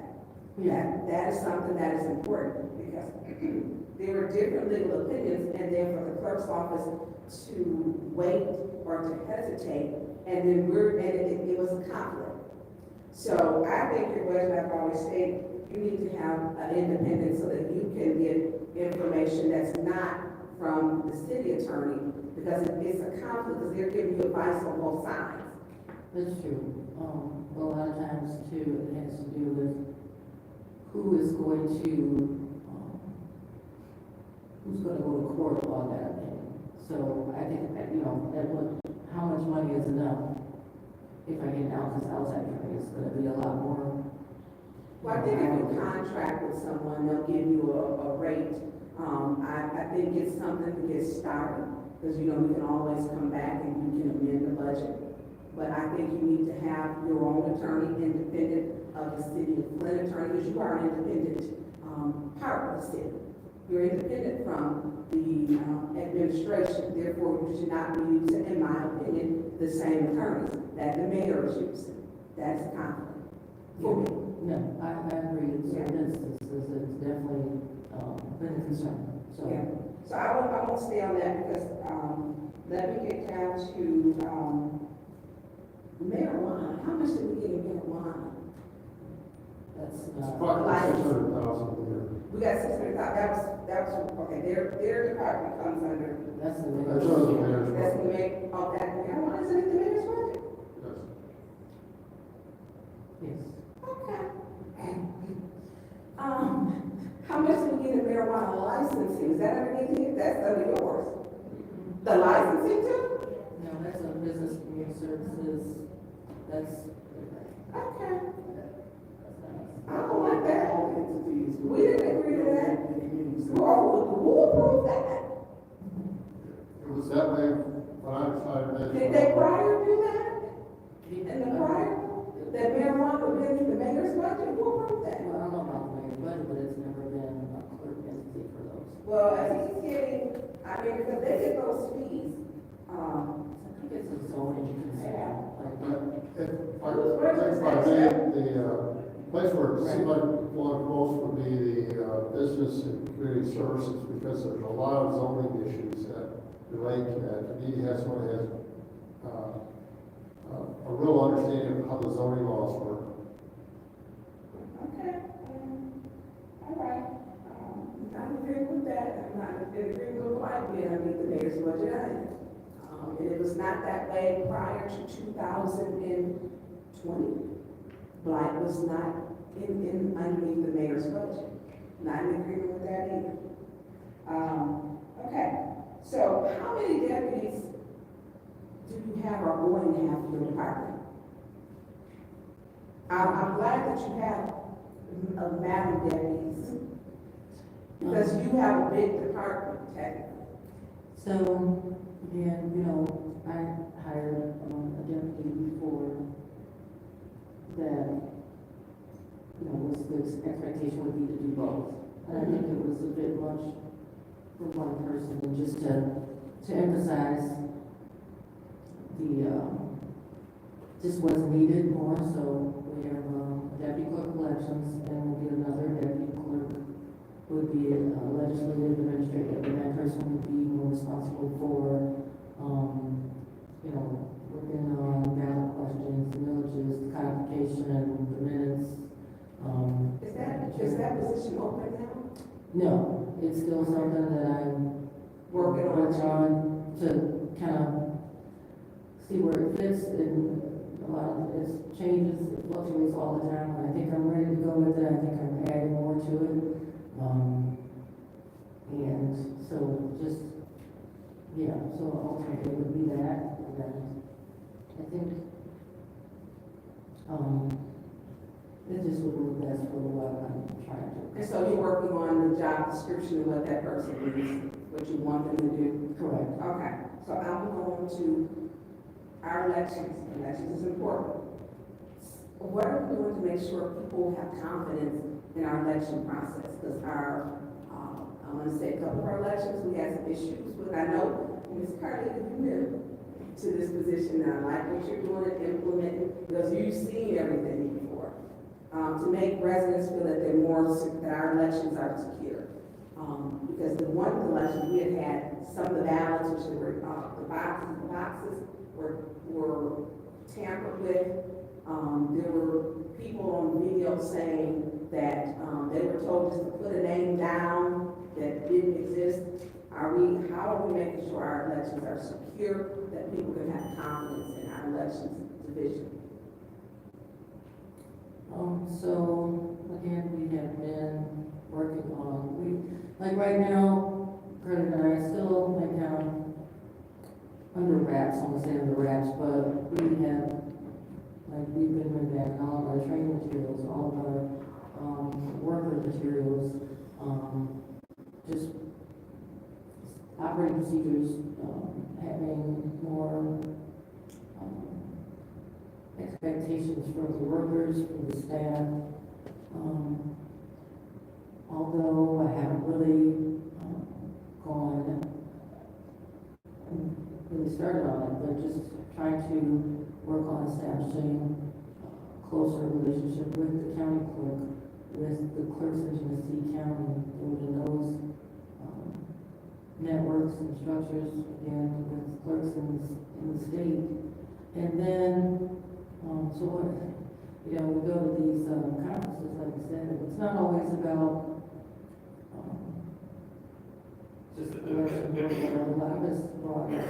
And so one of the things that sticks out to me is because I think a lot of people don't have an idea about what it is we do or the person that I am, so you have to kind of let people know your story, so just for me, it's something as simple as a website. Like a lot of times I look at other websites and information is intimidating me only because it's one of those things where it's like, okay, we're doing all this work, and I'm like, oh, I forgot to update the website, I gotta change this, gotta change that. They got a beautiful. So just to have the staff in place that says, okay, this is my job, I have to show you these things. So just having information available and, something as simple as, when they call the office, if they're asking about this is for this promise, things like that, just having more structure. So when are we going to update the registered voter list? Because we don't know how many people on there are, do we know how many people are like good registered voters or no longer living? Because I've been to some houses and some ballots went out to. There is no house there. It is grass. So are we up, when is the last time the list has been updated? The state of Michigan is working with the state of Michigan to do that stuff now. We're doing it internally in our office. It's been a project that we have staff working on now. They're going through. Do we have to, is there a date that the state is requiring that it be done by? We actually just got notification from the state about the cancellation from the NBRA. Throughout the state of Michigan, so. I don't know what the NBRA is. National Voter Registration. Okay. People that hadn't voted within like the last couple of federal elections or hadn't voted within 4 years, those names have dropped off. Okay. So just for, I believe just for the city of Flint, that's like over 6,000. So you should drop off. Because I was concerned, I know that usually single elections they vote, and I think the third ward, 900 ballots went out, and usually that's low. we go back and look at the county's previous voting, you probably have 450 total that voted if it was in a non, like governor or, one of those races. So to send out 900,000, I thought that was a lot. I think that was a lot. So do we have 900 people requested, or were we doing it from the COVID test? Or when we had COVID, where people were automatically setting up to get a register or to get a ballot? Is it from that, or did 900 people request a ballot? On that ballot list, you're talking about, for this, you mean Yes. for this? Because I thought that was a lot. That vote, where June has a low voter turnout. This special election? Yes, special election. I don't think we mailed 900. You talking about for this one, For this one. we only mailed out 725. That's on the permanent ballot list. Okay, that's what I was, okay. That's on the ballot list, but Okay. you have a permanent AV list. And so that That's means, when it is, that's when you send the application out to the resident that wants to have an application sent to them every election. so that's what I was saying, So where people it's- were put on this, that's the permanent list that was sent out. Okay. And so, because I know people are watching this race really closely. And not just the city, the county is too. And I know the state is, because we had the problem with, last year, that was what we were moving on. I think that, how many election workers do we have? Currently, we have between, I don't have an exact number, but it's between 400 to 500 workers. 400 to 500. Yes. And how much That's is, including the AV county board also. okay, and how much are they paid? Depends on the position that they're in. How many positions do you have? We have chairperson, we have e-poll person, revenue inspector. Can you say which position and how much each position is paid, or can you email me that, or the council, please? Yeah, I can email you that. That would be great. That is going to be, all of my questions. Thank you, Madam Clerk, Madam Deputy Clerk, Madam Council. Thank you, ladies.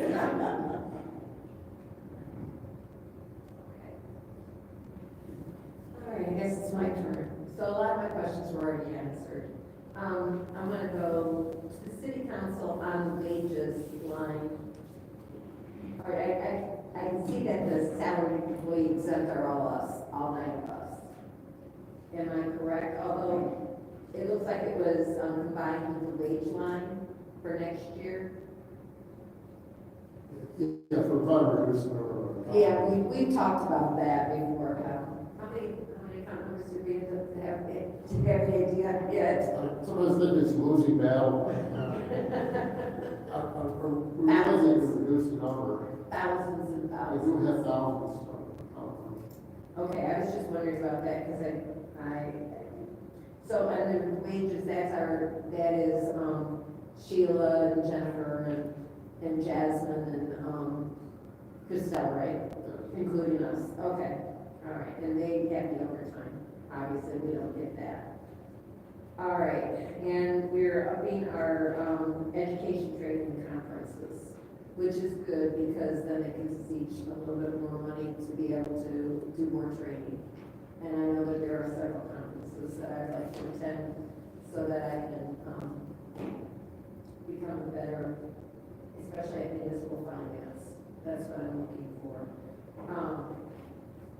Let me see. Okay, and then we've got the Ward 1, Ward 2, and then all the boards over here, except for the 9th ward, because they did not allocate the money. So, my ward, this is probably for you, Phil. I thought I transferred the money to Blight, but it's still here and under the council.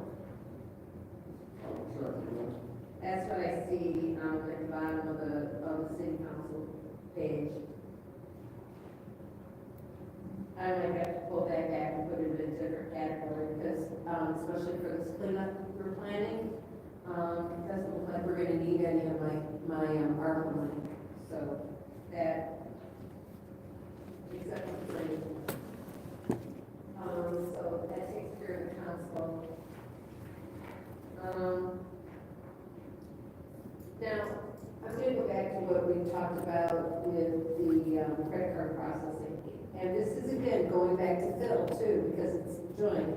Is there any way that the treasurer's department can collect all the fees for I don't licensing? know that, I guess I wasn't aware that they could have. Philosophically, I'm very supportive of having the bill to collect through credit card, so, give me a couple days and I'll see what I can do. If they collect all the fees, there's no way that we can tell who paid the fees, because it's a process that we have to go through when they pay the fee. We have to send stuff out to transportation, to different departments to get approved, and that's after we pay the fee. But wouldn't they bring you, could they bring you the receipt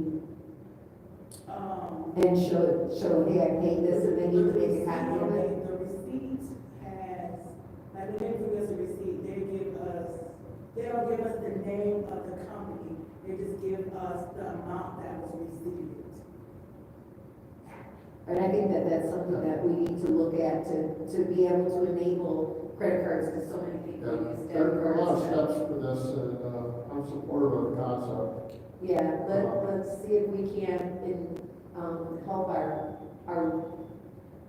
the people doing business in this Yeah. town. And then also, I just want to say that also, when we send receipts down to customer service, they said they're too backed up to get to our stuff, so we sent December receipts and didn't get them till February. Because they said they're so busy with their stuff, when we send our receipts downstairs, they put our receipts on hold until they get to us. And so we never get receipts back on a timely manner, we get receipts back when they get to us. So we need to, we're talking to the head of that department now. So that's good thought, because we want to streamline everything.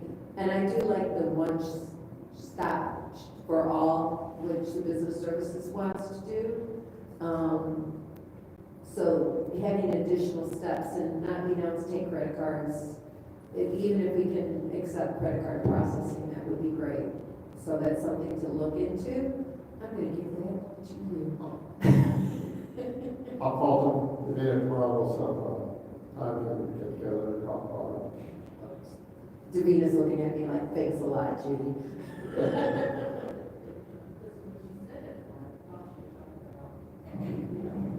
If we use it, so. Like a Yeah, that's P-card. good, yeah, no, because, granted, it's just. Because they would have to come up with a whole system to generate a receipt.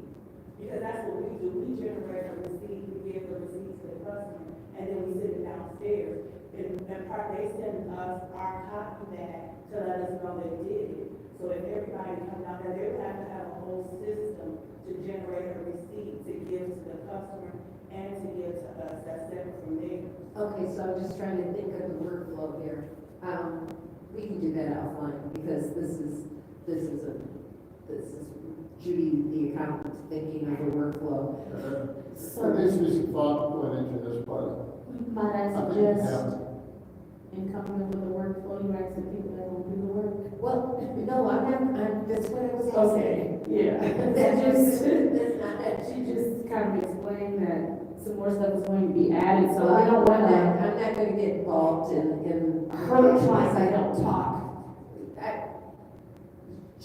You and I talk all the time about that kind of stuff, kind of, so that's not a problem. And Phil and I talk about it all the time too. All right, so next year's audit, we're gonna be bringing that to council in 2 weeks, to the finance committee. Do you remember how much the final year on it bid was? I don't remember. Do we have enough money in the budget to cover it? For 2026, for the 2025 audit that will be paid in 2026. Yes, outside of, see, and I think we did it this year, professional services, we include an amount that, for other expectations, we ended up spending on the audit. So we had budgeted for parliamentarian, and before that was for the, So, but we ended up using that, so we still have that same amount. I think 350,000. So, I think it was, you know, but it was because of all the extra fees that weren't really anticipated, but I think Right. we're on schedule this year. We did not have that, so we should be fine. okay, I just wanted to make sure, and hopefully next year, we can put it out for bid for a new, and, we've had some issues with this year because of the ransomware attack, and, we've been in discussion agreement on that all along, and I kept you up to date with that. Most everything else, the questions that I had were answered already. The board of review, we have those are under you, and, there's not much there. And they only meet twice a year? 3 times a year? Okay. And then the city council. Okay, and we've increased, even 2020, we had 8,000 on our budget for printing and publishing, and we're nowhere near that this year. Spending that all that we did in 2021. Postage, everything else was pretty much answered. That was my only question, was some of these ward priorities, is why are they under, the city council as ward priorities? I think our concern was that the money hasn't been spent yet, we're gonna have to reappropriate some of the ARP dollars year in, because we do want to make sure they get spent. And, so just before the budget's adopted, we're gonna have to review how the ARPA has been spent year to date, what we expect it to be spent this year, so we can reappropriate, so it can continue to be spent and go out of order if we are under My understanding is that, the Salvation Army will be, I think it's the Salvation Army will be Right. using their $600,000 Right. that we gave them.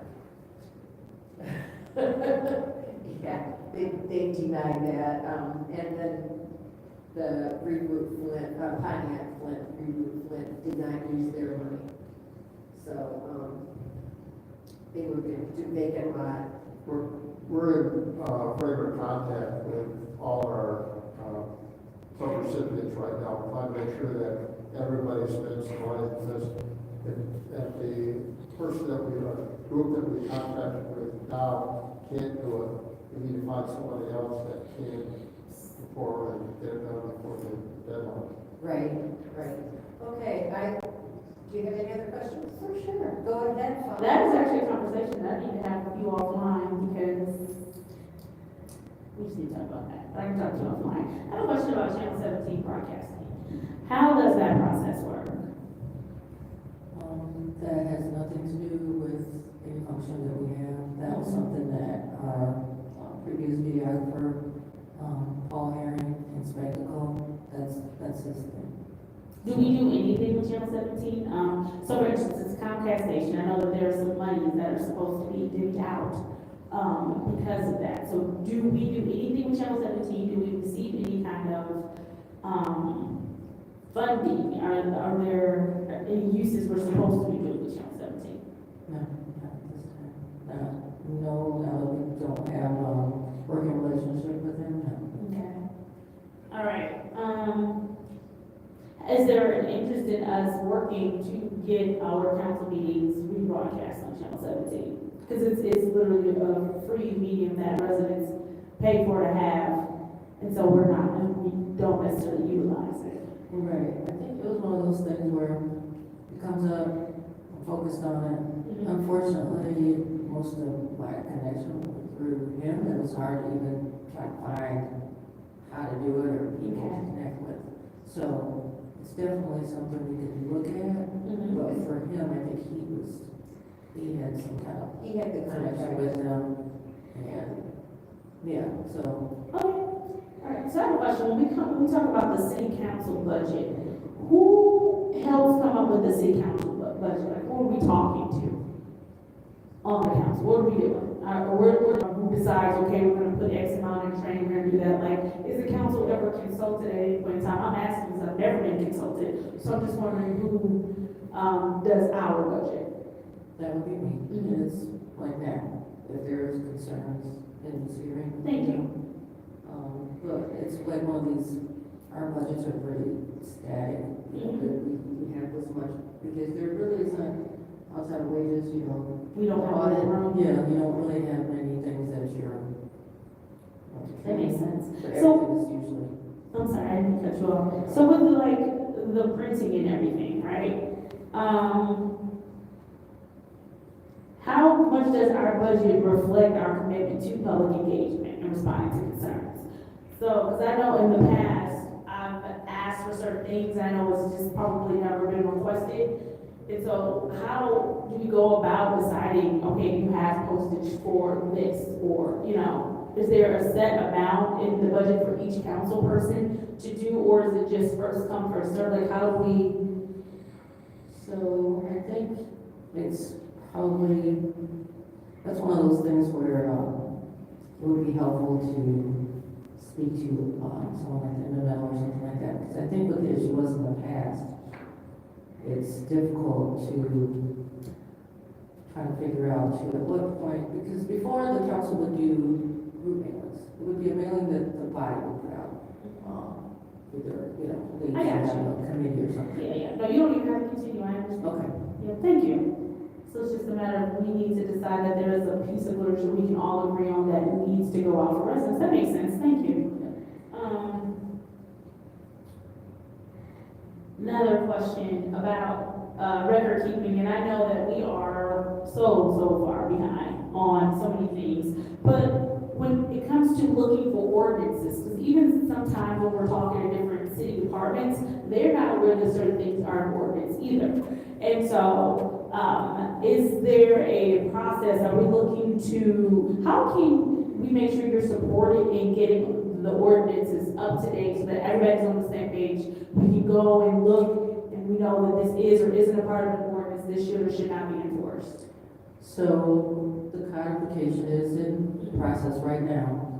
So if you go to the American Legal Publishing page, we have updated, there might be a couple that are missing, but every ordinance, because the codification hasn't been done since 2010. And when 2020 came around, it was the pandemic and things, so things got pushed behind a little bit. So right now, we had published from 2012 through 2016, so it was just. So who is responsible for getting that information there for others to see? Like, obviously you, but what I'm saying is there someone specifically on staff? Are there hours dedicated to that? Is that when they get to it, how does that work in our budget with making sure that people have access to that? They're up right now. They're up, and American Legal is in the process of updating the code right now. So we go through them. Yes, so they, you know, I send them the items right now. They're doing abroad, obviously, like 12 years worth of codification every 10 years. They probably have an extra few years they need to add in.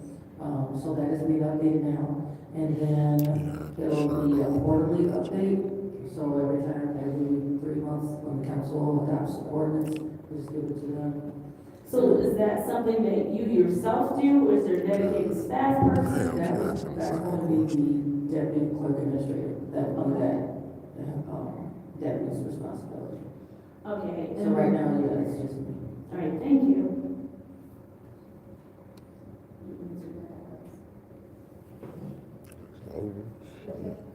Okay.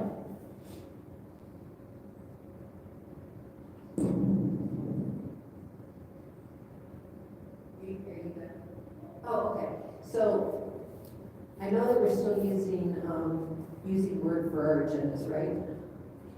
At what point are we going to go back to using Legistar? Is this new program that Phil's been talking about? Right, so we are going to start the training program because we have had to let start right now. I'm the only one that can access it. It doesn't even work for anybody else anymore because of the cyber attack. So we're moving on, and we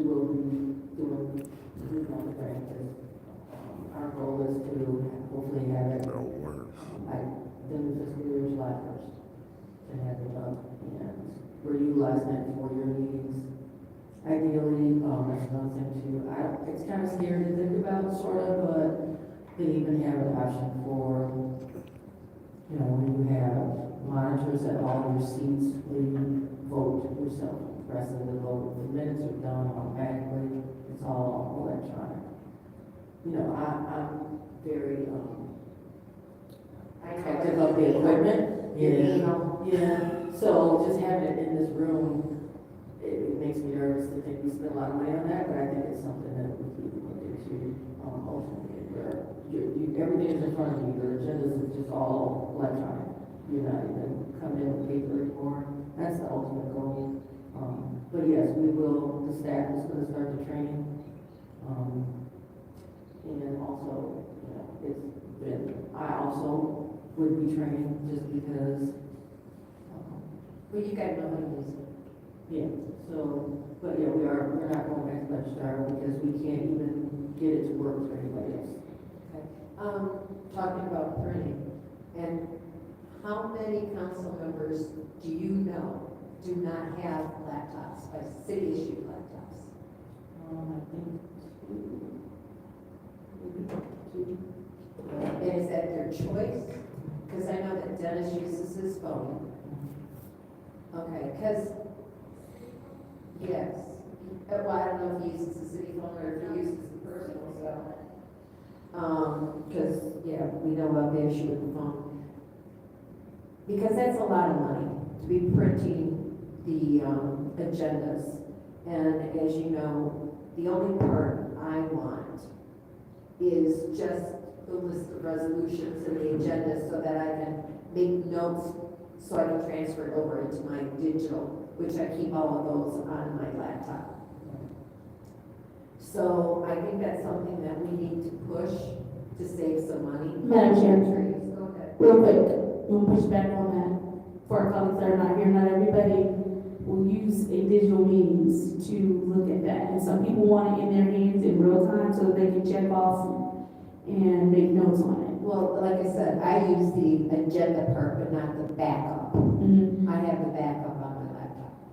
So maybe we need to train on how to use that, because I think we need to move on. And when we were not meeting and we were having 500 pages of an agenda being printed, that was ridiculous. Right. And so we need to move on and to save trees. We're trying to get away, for most of my life, it's been get away from paper, right? We're never gonna get rid of paper. I like to have paper in my hands. In What I some think, cases. it might be worth also looking into, maybe more efficient laptops. I think sometimes the council might get, you know, older versions, maybe even tablet, access and things like that, and, I remember having the choice of a tablet or a laptop. I chose a laptop. I think that it would be, because like you said too, This is a nonsense of fucking trees. once they get used to it, not only that, I think, and this is probably something I can work with Mr. Moore as well. I think it was the idea that, because I just noticed that the resolutions are getting mediated. And I think the idea was that if we give the council more information, then they won't have so many questions. But it's really not to have that effect. There was one resolution I remember in particular that was like 30 pages of just telling you other organizations that this vendor had business with. Yeah, And it's like that. I know, yeah. So yeah, I think working with Bill and Clyde, city administrator, to just Is it give those possible? resolutions to be just what is needed. You know, the staff review, a lot of times the staff review has a lot of information in it. They probably tried that and we were the reason they did more. Yeah, but it's not having the effect that they Well, want. especially the insurance policy. Is it possible to maybe just do tablets during council meetings? That way we can make borrow and give back. You can borrow and give I back. mean, we have to, I'd be willing to, right now, everything we do is through IT, they give us whatever, but I'd be willing to invest in, if we had to take out council's budget to do that. So we want, you know, more up-to-date equipment for the council. We want to absolutely move up. I mean, we did a lot with this room, and I am so glad we invested in this room. I know that there's been complaints about the chairs by certain individuals. The chairs, there's a reason why we have the chairs like that. They've had to last, a lot of years, so that's why I ordered those chairs. Yeah, and, we didn't have much say at all in this room, not even color. No, sorry. Lee likes gray. Man, you is an idiot. Yeah, no, that's why I said, Right, so I just want us to be more, efficient. Allegedly, she an And, idiot. I don't think that we as a body are, I'm the oldest person on council, and if I can use technology, and I've been using laptops since the early eighties, been using PCs, not laptops, because. She just got caught herself in the line. There's no reason why, other people yeah. can't, so. And it's something that we need to think about. And we absolutely did go through reams of the. We ain't got to be here at 7:30, Judy. 500-page agendas. And hours and hours and hours of time on the printer, and then our printer went down, and. Who gives a so damn about some the more printers? we can- I mean, I can download the agendas for Wednesday now, and have them all ready to go for myself. But get it for yourself, Judy. I make bookmarks for every resolution in the back, so I can find them. If there's a question, I can just click on it and go to that resolution. So that's, like I said, if me as a senior citizen, the oldest person on council, can do that, there's no reason why the younger people on this council can't.